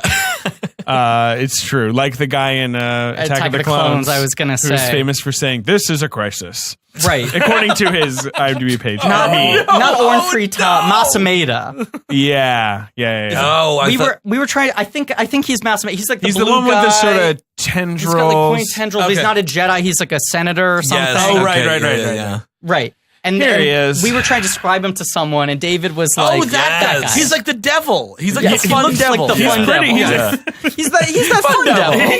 Yeah. David was trying to describe him to somebody, and he was Together, like, on that episode. Together, right. and you were like, he's the guy who has that line, and then we looked him up, and his IMDb bio was just most known for saying the line. This is a crisis. It's like the only Literally, line it's he like- has, yeah. as far as I know. I'm sure at cons he like signs every headshot. This is a crisis! Exclamation What point. he definitely doesn't tell anybody is that it was probably dubbed by someone else. That was my delivery. Yeah. It's all me. 100%. Mel Johnson Jr. plays Benny. Benny has a cab, and then you got Melina, Rachel Dakotan. Rachel Dakotan, Who's Katana's sister. Right. No. Oh, that's Mortal Kombat we're thinking of. Benny takes him to this very nice Hilton, and they give him a security box, a safe deposit box, that inside of it just has this folded up flyer for a gentleman's club. Yeah. Sure. That tells him to go find her. Right.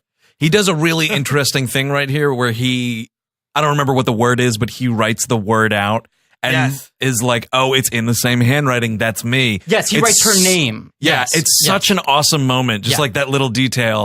And that scuzzy like counter guy is checking out. Does the counter guy turn him in at any point? Because this guy who's playing this Hilton attendant is looking very suspiciously at him because like he doesn't know to put his thumb on the thing to access. And he's like kind of looking at this guy. He's looking at him like write the name down or whatever. I don't think he does anything. I interpret it more as he used to be a regular customer. Right. And Why he's is this guy weirded acting out by this weird? guy not knowing anything. Yeah, okay, yeah. Because he immediately knows who he is. Yeah. He calls him He's by his like, proper name. Mr. Hauser. Right, Yeah. Do you want the right, usual right. suite, all that stuff. Right, all Yeah. that sort of stuff. Of course. So fun fact about Mars, it's full of mutants. Full of mutants. When people first got there, they hadn't really worked out the air system, and a lot of people radiation were shielding. kind of the guinea pigs. Definitely don't want to be the first guy on Mars. No, absolutely. Yeah, you want to be like the no. 10,000th guy. Yeah. on Mars. Yep, exactly. Definitely everything's fine. Cool. Yeah, I'm not a pioneer. I'm a tourist, man. I'm not looking to turn any heads. Right. It's like you want to wait for like the third iPhone. Yeah, exactly. I remember when the iPhone came out, and Yeah. I was like, I'll buy one when it has enough storage to replace my iPod. Right. Because Yeah. back then you had to have two. You had to have both. Yep. And I was like, I'll wait until then. But all these dumb early Mars adopters end up with dumb faces and psychic And they abilities. spend so much more money than we are paying. I to go to know. Mars Yeah, now. that's I true. know. That's Yes. true. Yes, very true. One of them is Dean Norris, by the way. Yes. Yeah. Yes. I think he's the one with the sort of one eye and like The fold face? Yeah, fold face. Yeah, That's fold, Dean fold Norris. face. Yeah. Fold face is Dean Norris? Yeah. Who Young then I guess Dean. it's implied is the father and husband of the woman and girl Right, Yeah. who are who the we see in the psychics. I think he alleyway. may also be the leader of the freaks. I mean, Yeah, I think he's kind of. he's kind of like That's been a good role. top tier freak. Yeah. Now I want to double check that I'm right. He gets a about lot of this. screen time. And we learn, which is very important, that almost for some reason, bad news is you have a fold on your face. Good news is you're psychic for no reason. All of them. Right. Yes, Wow, which that is him. Yeah, it's Jeez, him. yeah. They're all psychics. And that's Yes. kind of where Ronnie Cox's insane plan has to come from. Because all these people are psychic and they will understand a fake if you try and put them through. I guess, is Totally. Because there's this moment where he's walking through, and Arnold like sort of sneaks a peek at this woman, and then she turns her face, and the other half of her face is blag. Yeah. And then she sort of says, like, can look into your future, this and that. But it feels like, is that like a sexual thing? Like, what's she talking about? But then the girl comes up and it's like, no, this is literally like, this is their one sort of like, what's the word I'm looking for? They're like homeless people who have this one thing they can monetize. Sure. Like they're living on the They're streets, rackets. but they can like use their psychic abilities to tourists. What's great about that moment, though, is she's like, oh, you're a Taurus or whatever it is. Yeah. He's like, how did you know? And then I believe he just gives her a handful of earth pennies. Yeah, he gives her some cash, but yeah. Well, which What they am I are gonna do? red, so Yeah. he's, Oh, are he's they? being Okay, culturally, okay. aware. He did go. Yes. He did take the right currency. He picked the red of the coins. Because I'd love that if she was like, what am I going to do with this, you cheap scumbag? Throws it Throw back him at into him. the folds of her father's face. Wow, these freaks are really aggressive here. Do you think Dean Norris has an eye under there and he just has to like kind of like Oh, peel it gosh. up? Yeah, Oh, man. guaranteed. That would That's just show like him a my big bones. piece of roast beef on his face when he's flipping it up. You know, you just showed us the picture of him in the movie. He looks like a sunburned elephant man. He Yeah, does. like that's does. the makeup That- job. I think that's why the mutants look so scary. Is that it's so pink? It's so like yeah, they're all unnaturally very pink. Yeah. It's very wet, too. Yes. It's a wet look. Yeah, it's a wet look. I love wet stuff. Ben likes wet stuff in movies. So Ben it checks hates out for me. explaining his That's a great thing In to a say. totally non-sexual way, Ben likes any movie where things are wet. It's just better Because you could tell they could have just made it dry. That's easy. Yeah. But if you make shit Wet is tough. It's tough, and then it's like, it just looks better. And it's Things slippery. look slicker. Things are slippery. It's shiny. I mean, he likes a good slick filler. What about if you're Good like slick a real foot. expert and you get that nice middle ground where things are moist? Oh. How do you feel about moist? I feel okay about Damp. it. I feel okay about dampness. Do you but like again, a dewy picture? I do like a dewy picture, but it's got to be early. It's gotta be set early, you know. So it's like selling that kind of Like a morning dew. Yeah, they're wet. They're wet. They're all psychic. He goes to this club with fold face Norris. Yeah, Takotan's there, and she's like, "Fuck you! You work for the other side." It's a or whatever. cat house. It's a cat At this house. point, it's like an old This is west a cat house. Right. There's a 3-boobed lady. Yes, infamously, which is like the one element they carried over to the remake. I remember in interviews they could have been like, I mean, we had to have the 3-boob lady. And it's like, you didn't have to do anything. Well, the it's 3-boobed America. lady is famous. Well, sure, it is America. You that's didn't true. have to make the Mars. movie. Right, exactly. Yeah, right. right. Also that. Right. All Right. of this choices. Yeah, do you think it was the studio guy was like, Total Recall, you're going to do the 3-boobed lady again? And they were like, yeah, sure. And he's like, great, Green light. 100 million. Yeah. I would love to see that in CG. Like, you know what I mean? Like, you got the old school, the analog. It's not for me. It doesn't age so well. Yeah. To see that in CGI. I want a good jiggle. It is weird that they're like very like firm. Yes. No, Like, they don't look great. It's true. It's one of the prosthetic effects that doesn't, Yeah. you look at it for a second, you're like, oh, those are plastic boobs. But that's Like, okay. Yeah, in a it's way. fine. You know, It's because totally it fine. means what that means is they made it and it wasn't great, and they were like, you know what?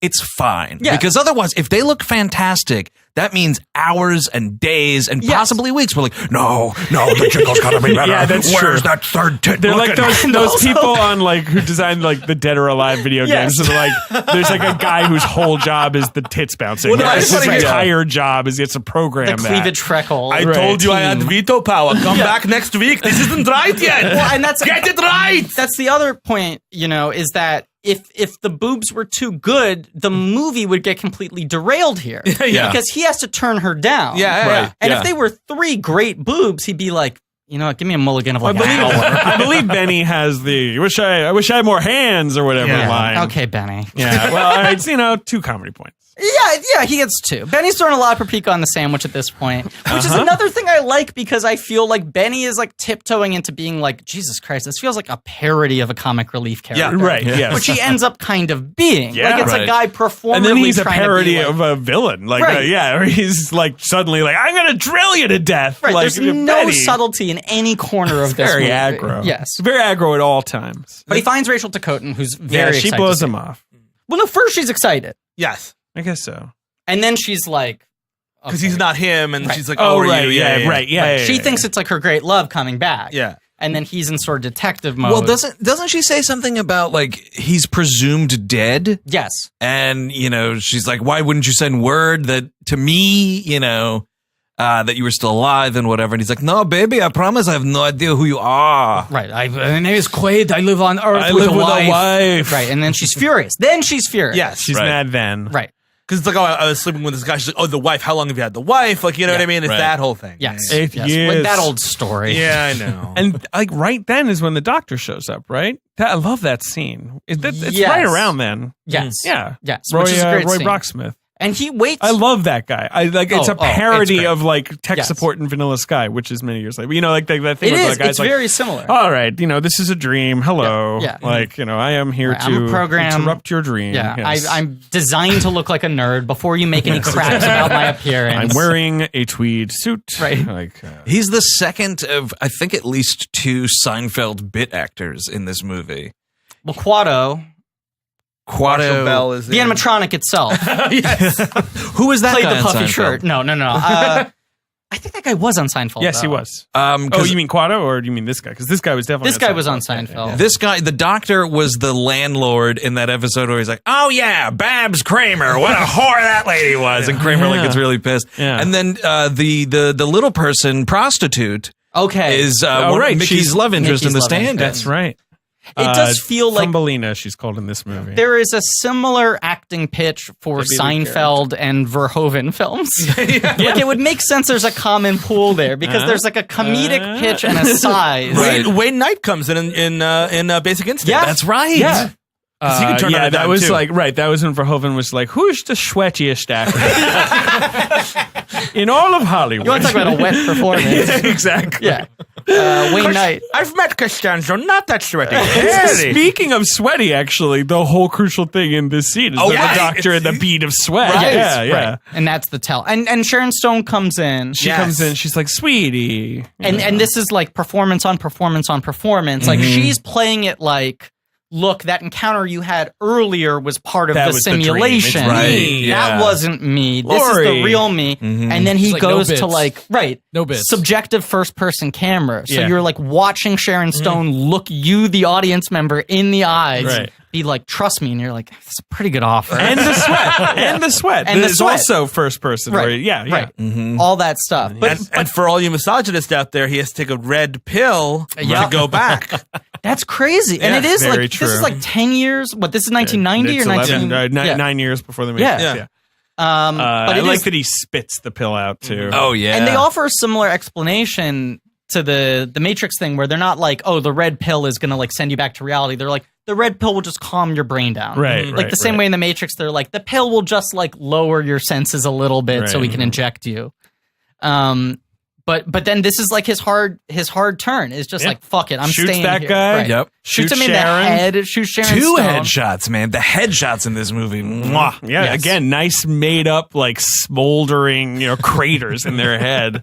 Yeah. Consider that a divorce. Right. Oh, great line. It's a great Oof. line. There's a weird IMDb trivia thing was apparently it tested. I think he says consider this a divorce and shoots her. But everyone was like, oh, that's too cold. But Right, shooting her in right. the head and then saying consider that a divorce, like oh that's a bit warmer, I guess. Wow. Yeah. I can see that though, where it seems less premeditated if he says it afterwards, maybe. Right. Yeah. And then Rachel Dakotan dunks on her as well, right? Yeah, she's like, "That was your wife?" Yeah.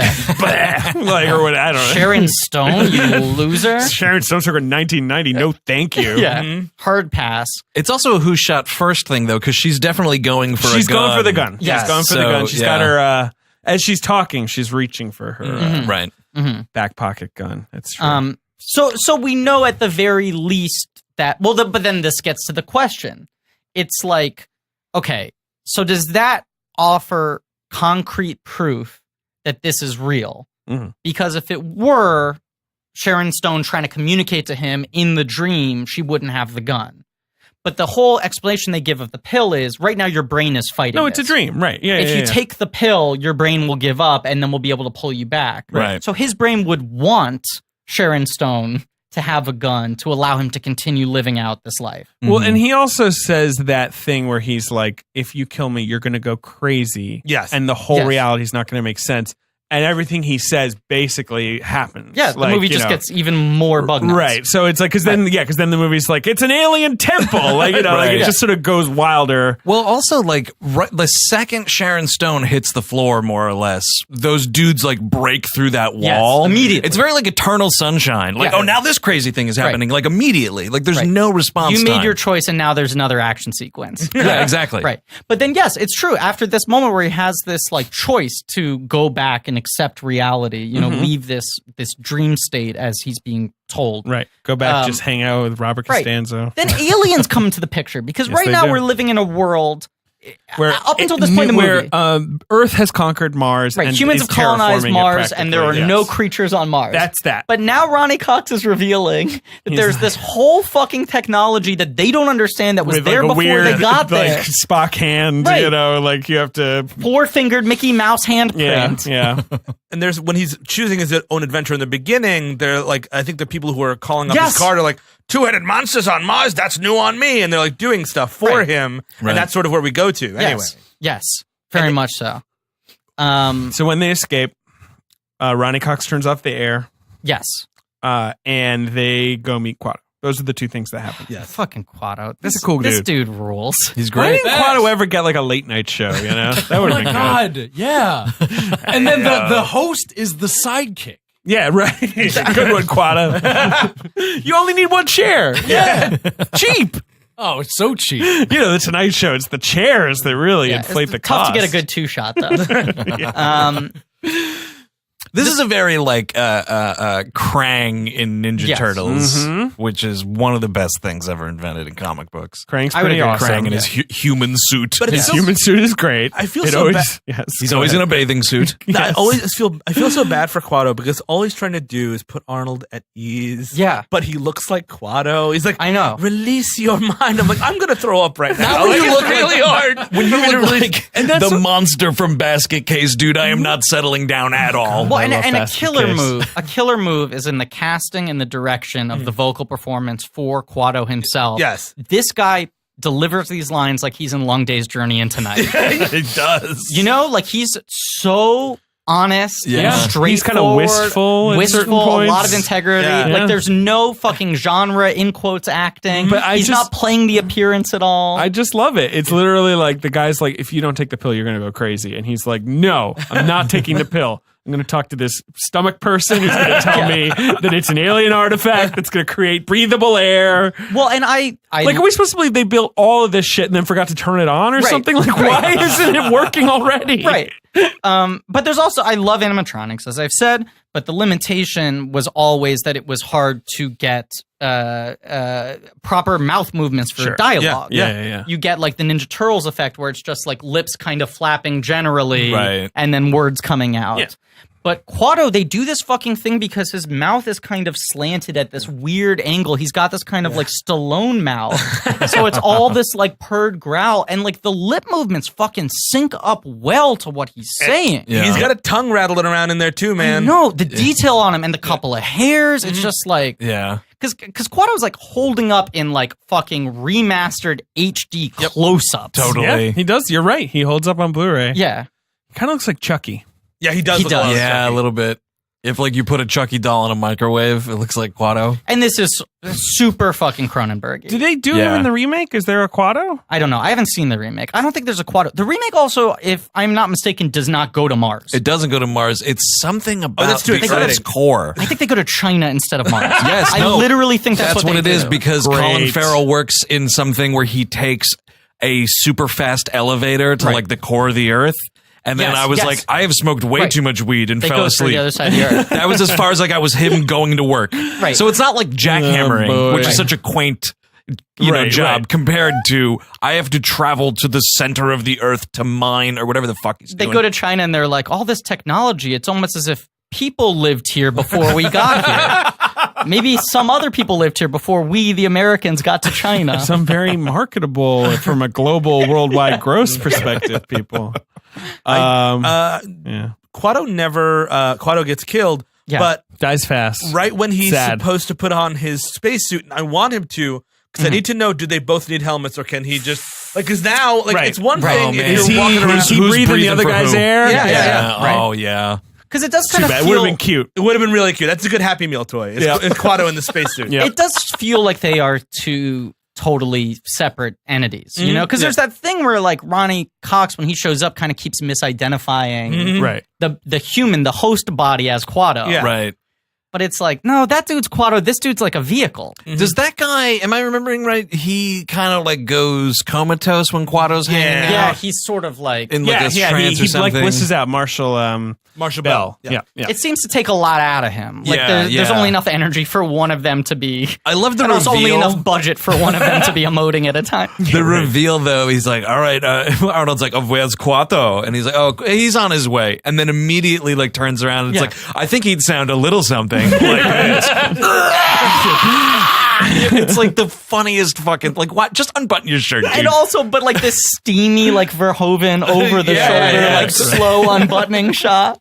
Like, it's like the kind of shot he's going to repeat in like Showgirls and Basic Instinct done to like a decent character actor. Yeah. Quado, stop uncrossing your legs during this interrogation. Quado is a good actor. Yeah. It's a shame he doesn't get more big work these days. Yes. He has a lot of good theater in New York. Is the voice... Who did the voice of what's Quado? the name of the voice actor? I think Marshall Bell does both. Does he? I really? believe that is correct. That's cool. That's actually really impressive. I took 101 at UCB with Quado. He was always like he did great monologues. Yeah. Those were great. But like a lot of just... Do you know what's the other thing I saw with Quado, which is the thing no one ever gets credit for in improv? He I saw him do a Herald once where he never came out during a scene. He just played support for everyone. Oh my God, That's you know the what I'm kind of guy saying? he is. Like he didn't initiate or even come out for a single scene. He was just group games. I'm always the waiter. Quad would love to be the waiter. Right, because he was just like, I want to stand, I want to be the utility player on the back line looking for ways to plus the scene, tie the thread. Crazy though, never on a Lloyd team. Never on a Lloyd team. Quado never made a Lloyd Wow, team. that is a deep cut, Ben. It's been a while. It's been a while. Oh, for crying Been out a loud. while. It's been a while. Quado's murder was upsetting to me for one reason, yes, because that puppet with a bullet in its head looks like a fucking dead baby. Yeah. And it's just laying on that table like, and Because you're when like, you have this adult voice coming out of it, you're like buying into the illusion, Yes. and then it looks like a fetus. Like suddenly it looks like a fetus. I The never second it's noticed shot, it before. yeah. I was like, oh, that's upsetting. It's upsetting. But they have the mind meld. Yes. They do. They Yes, do. And they he hold gives hands. him I all love of the image of Schwarzenegger It's having cute. to grab Quado's little I hands. bet you he loves Quado. You know, have you listened to the commentary? Because like apparently every commentary he's ever done on any DVD, he just describes every scene that's happening. Yes. Oh, really? Like Yep. he's just like, this is the scene where I have to see Quado. He's like a guy in his body. You know, like he just describes every scene. Well, there was a big thing, And I'm sure he gets a kick out of Quado. you're the man on the Mac right now, so you can Google this, double check this. But And on the Mac. this was like one of the big early DVDs. You know, because a lot of the early DVDs either like had no fucking special features, Right. or it was stuff ported over from like a Laserdisc special edition from 10 years I would say earlier. this had 6 different a lot of iterations. releases. Like, Yeah. But even from the first one, they put a lot of shit on there, and I believe they paid Arnold Schwarzenegger $1 million for the commentary. Oh my God. I believe it was like a big stat at the time that it was like, we're making big plays for DVDs. Yeah. Commentaries are going to be a big thing, and Lionsgate, I think, had the home video rights and paid him $1 million for the commentary. I don't have that for you, at least Okay. from Googling, because there is just so many supercuts of his commentary that Sure. I think the own Total Google. Recall one though is the famous one that hit That's YouTube the at big one one. Yeah, point. right. It's- Now this is it's me and my best bud, Robert Costanzo. This jackhammer wasn't that heavy. Oh, he looks like an egg that you rolled. You know, There's sort of also- like a barber shop. we'll I can't get to think of this fucking- later, but Barber. I've never heard it, but apparently Barber shop. the Showgirls commentary is Paul Verhoeven pointing out background extras and saying which ones he had sex with. No. Boy, why are we doing this director right now? I don't know. It was your idea. Yep, it was. He had something in this commentary where he talks about how he wanted Sharon Stone to get more naked in that opening scene, Jesus and she Christ. wouldn't do it. And then he, quote, got her back with Basic Instinct. That's the language he uses. That's what you want. Jesus Christ. Why are we Yeah. doing this? I don't know. Let's get to Ronnie Cox. Yeah, a And- good man. So that's the and whole Arnold scene. Schwarzenegger. Let's talk about The Cohagen. whole scene we were talking about earlier where Ronnie Cox is like, yeah, no, it was all my idea and your idea. We Yes. came up with this crazy thing schemed together. That's a prequel movie I want, where it's just them Yeah, in a them. room getting drunk. So much coke, just a mountain. We're like, no, it's going to be fine. So here's what we do. Wipe your mind. It goes. All your mind goes. Sharon Stone, you want to marry her? What kind of a job should you have? Ironside's like, that's my wife. Yeah, shut up. Fine. Right. There's like the alternate like perspective of this movie is that it's about Cohagen's like Heaven's Gate. Like this was his grand folly, and he was like, "This is the great one. This is the one I'm going to be remembered for." All of this to figure out like who the fucking leader of the mutants is. Right. Like it's like Kill a bunch of mutants. just I don't shoot know. him. Yeah. Like what this? How hard is Marshall this? Bell's always there drinking beer. Like, you know what I mean? Like, round those people up, open their shirts, and be like, that's Quado. Right. But of course, we found out at this point that Benny's a turncoat. Yeah, not this Benny. Not this Benny. Our Benny is constantly by our side, but Benny the cab driver. Yeah, he has 4 kids to feed. He's not even You married. forgot about one, and he also was revealed at this point that he's a mutant. Yes. Yes, first he reveals that he's a mutant. He's like, I want to Yeah. and he When has they're a like, weird you arm. can't let this guy. I like in. his arm. Yeah, The arm is really It's like great. a crab person arm. Yeah. Very unsettling. People. And then he triple crosses. Then he's like, actually, I'm a mutant who's with Ronnie Cox. And the triple cross, what he said, you kind of mentioned the line for a second, but it's very odd because, yeah, he's at the start like, I got 5 kids to feed, blah, blah, and he says 4. It's like, what happened to the 5th kid or whatever, right? And then he has that line, I'm not even married. He's like, Very well, odd thing still for have kids. 2084. yeah, right. What are you talking And about? Mars. Like, come on. This turncoat mutant would not have children out of wedlock? What? Stop. He's a Catholic turncoat. Yeah, Exactly. Yes, Right. yes. Yeah, he's still got values. He's got value. So there's this whole scene after the sort of conversation with Arnie on the video screen where Benny's driving the Teenage Mutant Ninja Turtles cars with the big drill on the front. Yes. Yes. To bring Krang back into this. You got to get back to the Technodrome. dude. Exactly. Like, that thing? Yes, And he's like, 100%. I'm going to drill you with this. Maybe shoot him, with a gun. Definitely looks like something created by a toy company. And be like, can you please write this into 2 episodes this season? And then Arnie kills him with a giant drill. Yeah. And he says, screw you. Screw you. Screw you. Oh, Yeah, it's which, so good. 1 comedy point. It's a little sweaty. I give it 5. Okay, that's generous. Sweaty, Ben's cool with it. Hey, yeah. And then after that is when he finally kills Ironside. Right. It's Yes. a horrific death. Oh, Yeah, God, it's really great. good. It's, Yeah. Mikey. It's the elevator, and he's holding on to his leg. They got a good. And actually, like, I believe Ironsides can go like 5 rounds with Arnold. You know what I mean? Like, Yes, I I buy agree. it. You know He's what a I mean? scrapper. That's I the agree. thing. That's Like, the thing.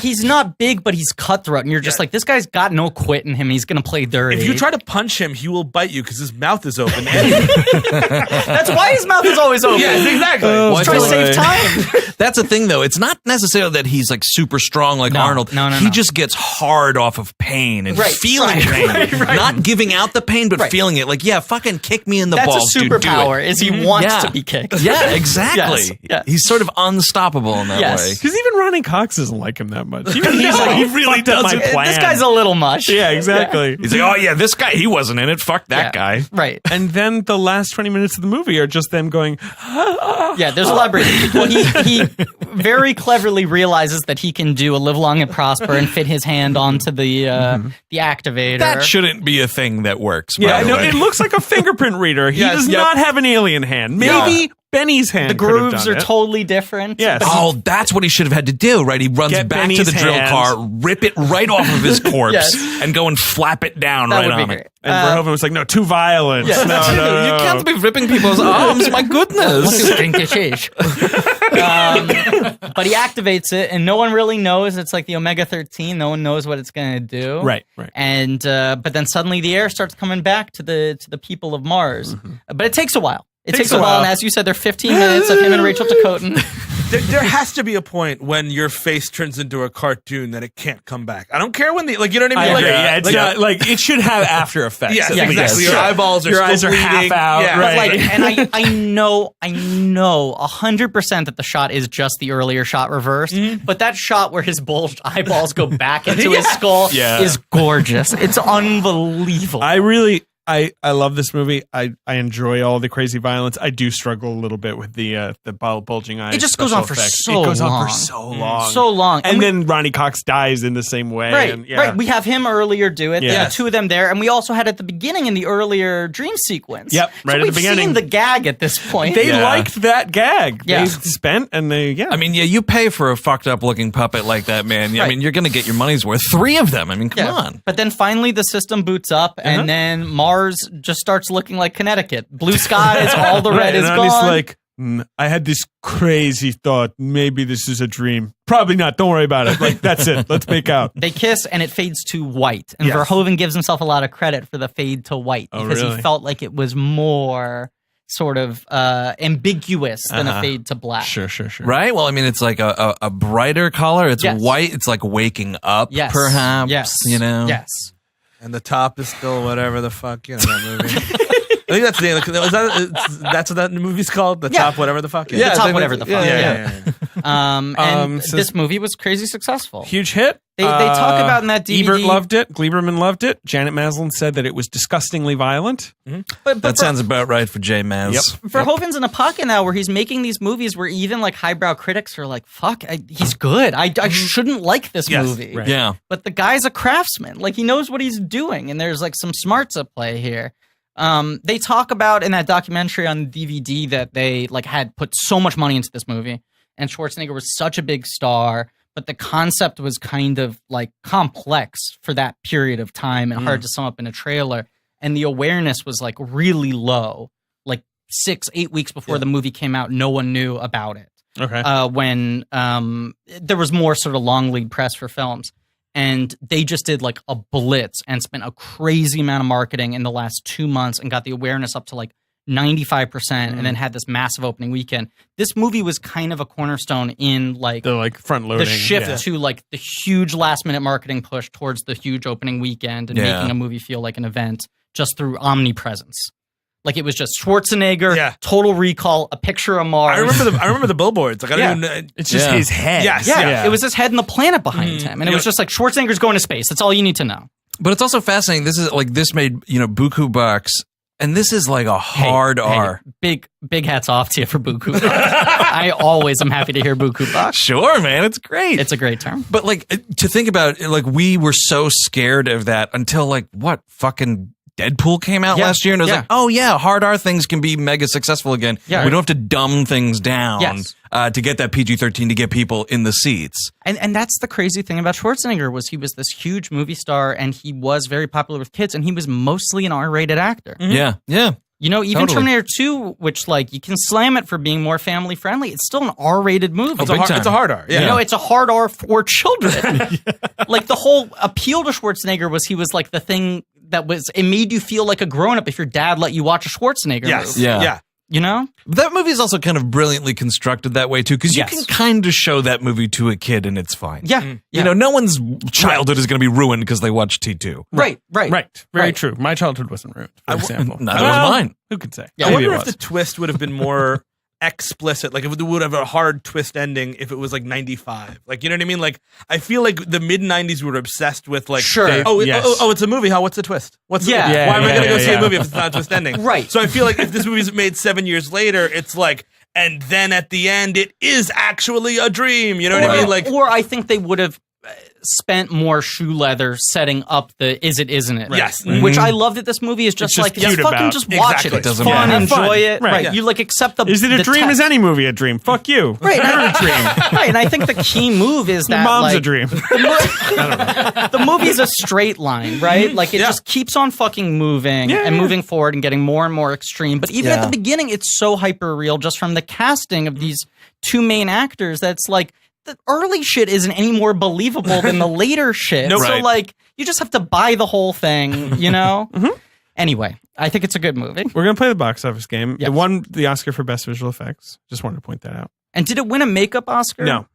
I don't think there may not have been one. See, I think this might have been a film that won an honorary. No, it won an honorary visual effects Oscar. That's what it was. Yeah. Okay, right. And there wasn't a category that No, year. actually there was. Dick Tracy won it. Weird. Oh, wow. So it won a special commendation?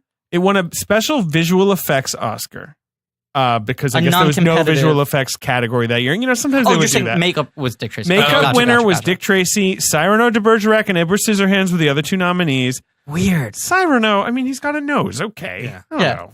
Whole makeup nomination is necessary. All right. So it opened. This is the box office game, guys. Griffin's going to try and guess the box office. Okay. The other movies at the box office of June the 1st, 1990. Wow. Middle of summer. Yeah. It opens to $25 million. Huge It made to, no, that's adjusted. Fuck that. It made like $119 million, something like that. So let's this is 1990. 1989 Batman, I think, is the first movie to do 40 opening weekend. Damn. So like 25 is still like upper echelon. That's a big deal. Like, that's a big deal. Yeah. Yes, so it made 119. Okay, so number 2 is the third part in a trilogy of movies. It ends here. Come on. It ends here.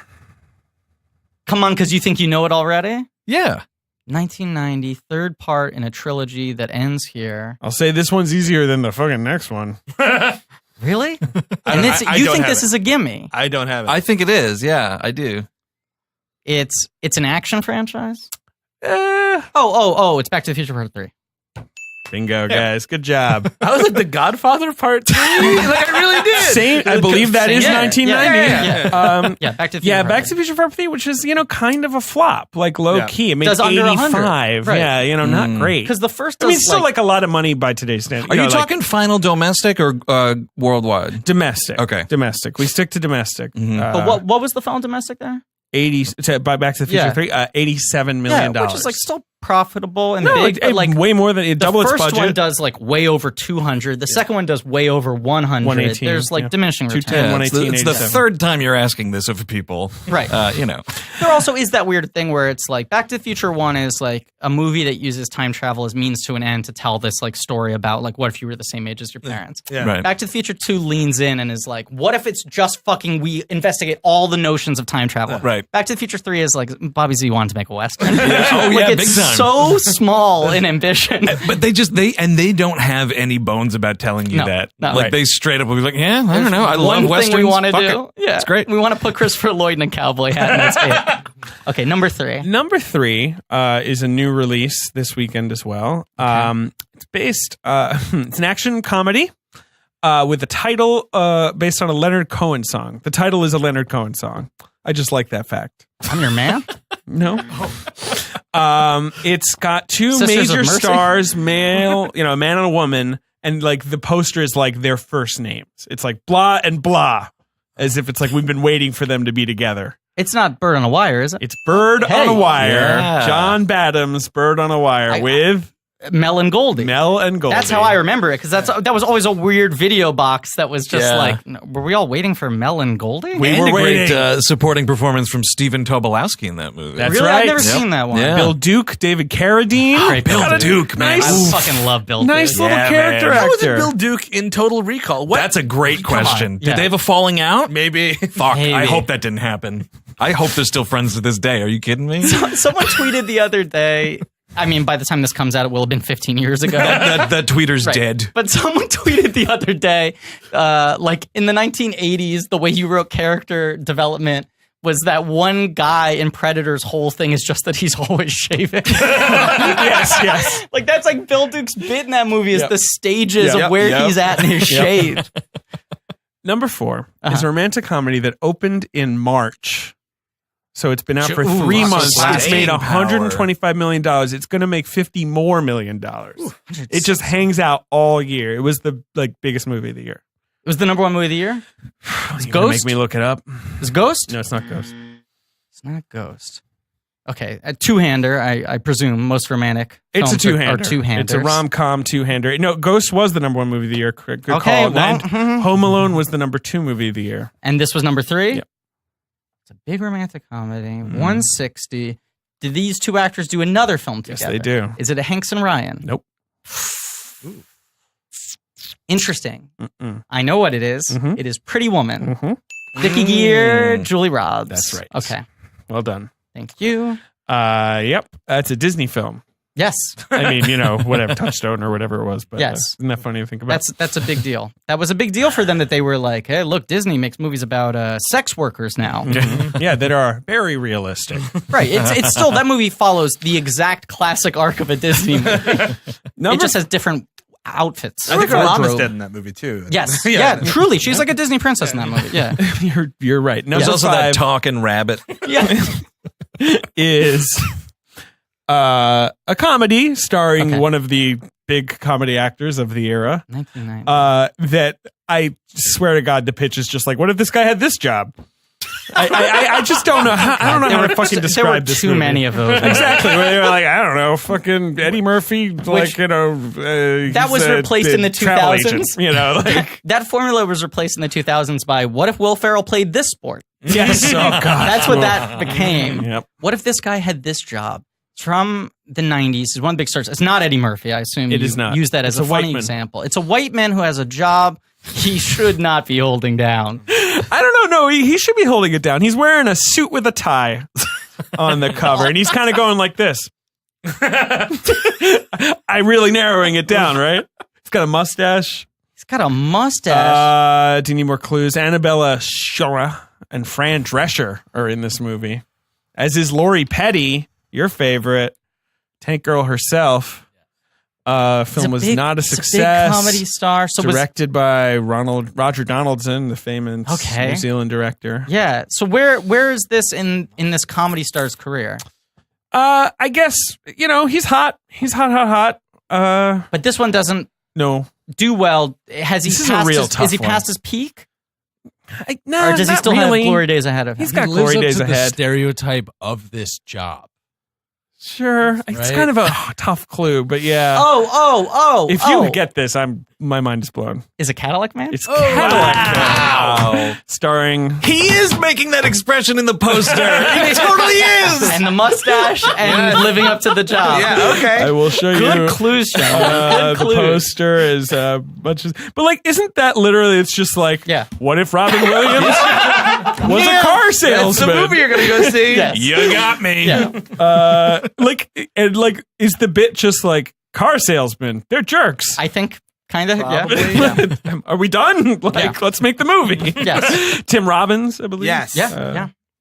So that's your top 5. Other movies, you got Teenage Mutant Ninja Turtles, which is a huge hit of the year. Was the biggest independent film of all time. Hunt for Red October, which is a great movie that I love dearly, about a nerd who goes to a submarine. He's so nerdy in that Working movie. title. Joe versus the Volcano. Ooh. Oh, so there was a Hanks and Ryan in there. That's true.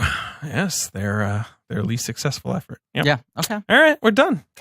We did it. Gentlemen, thank you so much for being on the show. Of course. Thanks for having us. So much Hope you had fun. It was nice to talk about a movie. Are we going to say the same thing? A good movie. Yeah. Good, fun movie. Well, I'll leave you with this. They just greenlit a Murder on the Orient Express sequel. How? To be written and directed and starring Kenneth Branagh. Really? He got that? Congrats to him. That's a So big don't worry, difference. guys. You'll have material for it. Is it going to be a Murder on the Nile? Death on the Nile. That's what That they is do in the correct. fucking end of the movie. Oh, really? Wait, they have a fucking post-credits teaser Yeah, for someone Death on the literally. Nile? It's the last lines of It's the like film. the phone's Someone ringing. comes up to him. Like the Nile's calling. Are you Hercule Poirot, sir? No, Hercule Poirot is on vacation. Like he does that, God. and he's like, "But why do you ask?" And he's like, "There's a death. I swear to God, that's what he fucking Does he says. flip it over and it's a fucking card of the Joker on it? It's a postcard from the Nile. Yeah, he says, "There's been a death on the Nile, a flair for the theatrical, like you." No, but he does say there's been a death on the Nile. Dude, we got to go see this movie immediately. I went to see it. I was sick, like fighting a cold, wanted to be in bed, but I had to do a comedy show with my sketch team, Nipsey, at the UCB Theater. And there was a 3-hour chunk of time between our tech rehearsal and our show. And I was like, I don't have time to go home and take a nap. I need to do something. Maybe I'll go sleep in the theater. That's how I saw Smoking Aces. Truly. So I was like, matinee. I'm going to pay $8.75 to see Murder on the Orient Express. That's and the way you do it. If I don't like it 30 minutes in, I'm writing this off as a nap. And that's exactly what I did. I saw the character introductions. I saw Perot solve it. And I saw that ending. I have no idea what happens to Johnny the middle. Depp getting stabbed over and over again. I saw his introduction, and that's when I said, nighty-night. I saw him doing a lot of business, and I said, Fay Dodo. I need to see it. I'm gonna movie past that Can one. I tell you something? Definitively, you do not need to see that movie. Oh, I need to board the Orient Express. Board the one driven by Lumet. Yeah. Guys, thanks for so much coming, being on the guys. show. Thanks for Listen to having We us. Hate Movies. Yeah. What the hey? You can find us on Twitter. We also have a Patreon as well. Hey. Yeah, Hey, you man. know, just, Talk about Boku Bucks. That's something. That's something. It's something else. Yeah. Please remember to rate, review, subscribe. Agreed. Thanks to Ange Fergudo for our social media, Joe Bowen and Pat Reynolds for our artwork, Lane Montgomery for our theme song. And as always, don't make the 3 boobs that good. It's fine if they're okay. It's actually better if they're okay. I need to pee. All right. Great. Thank you.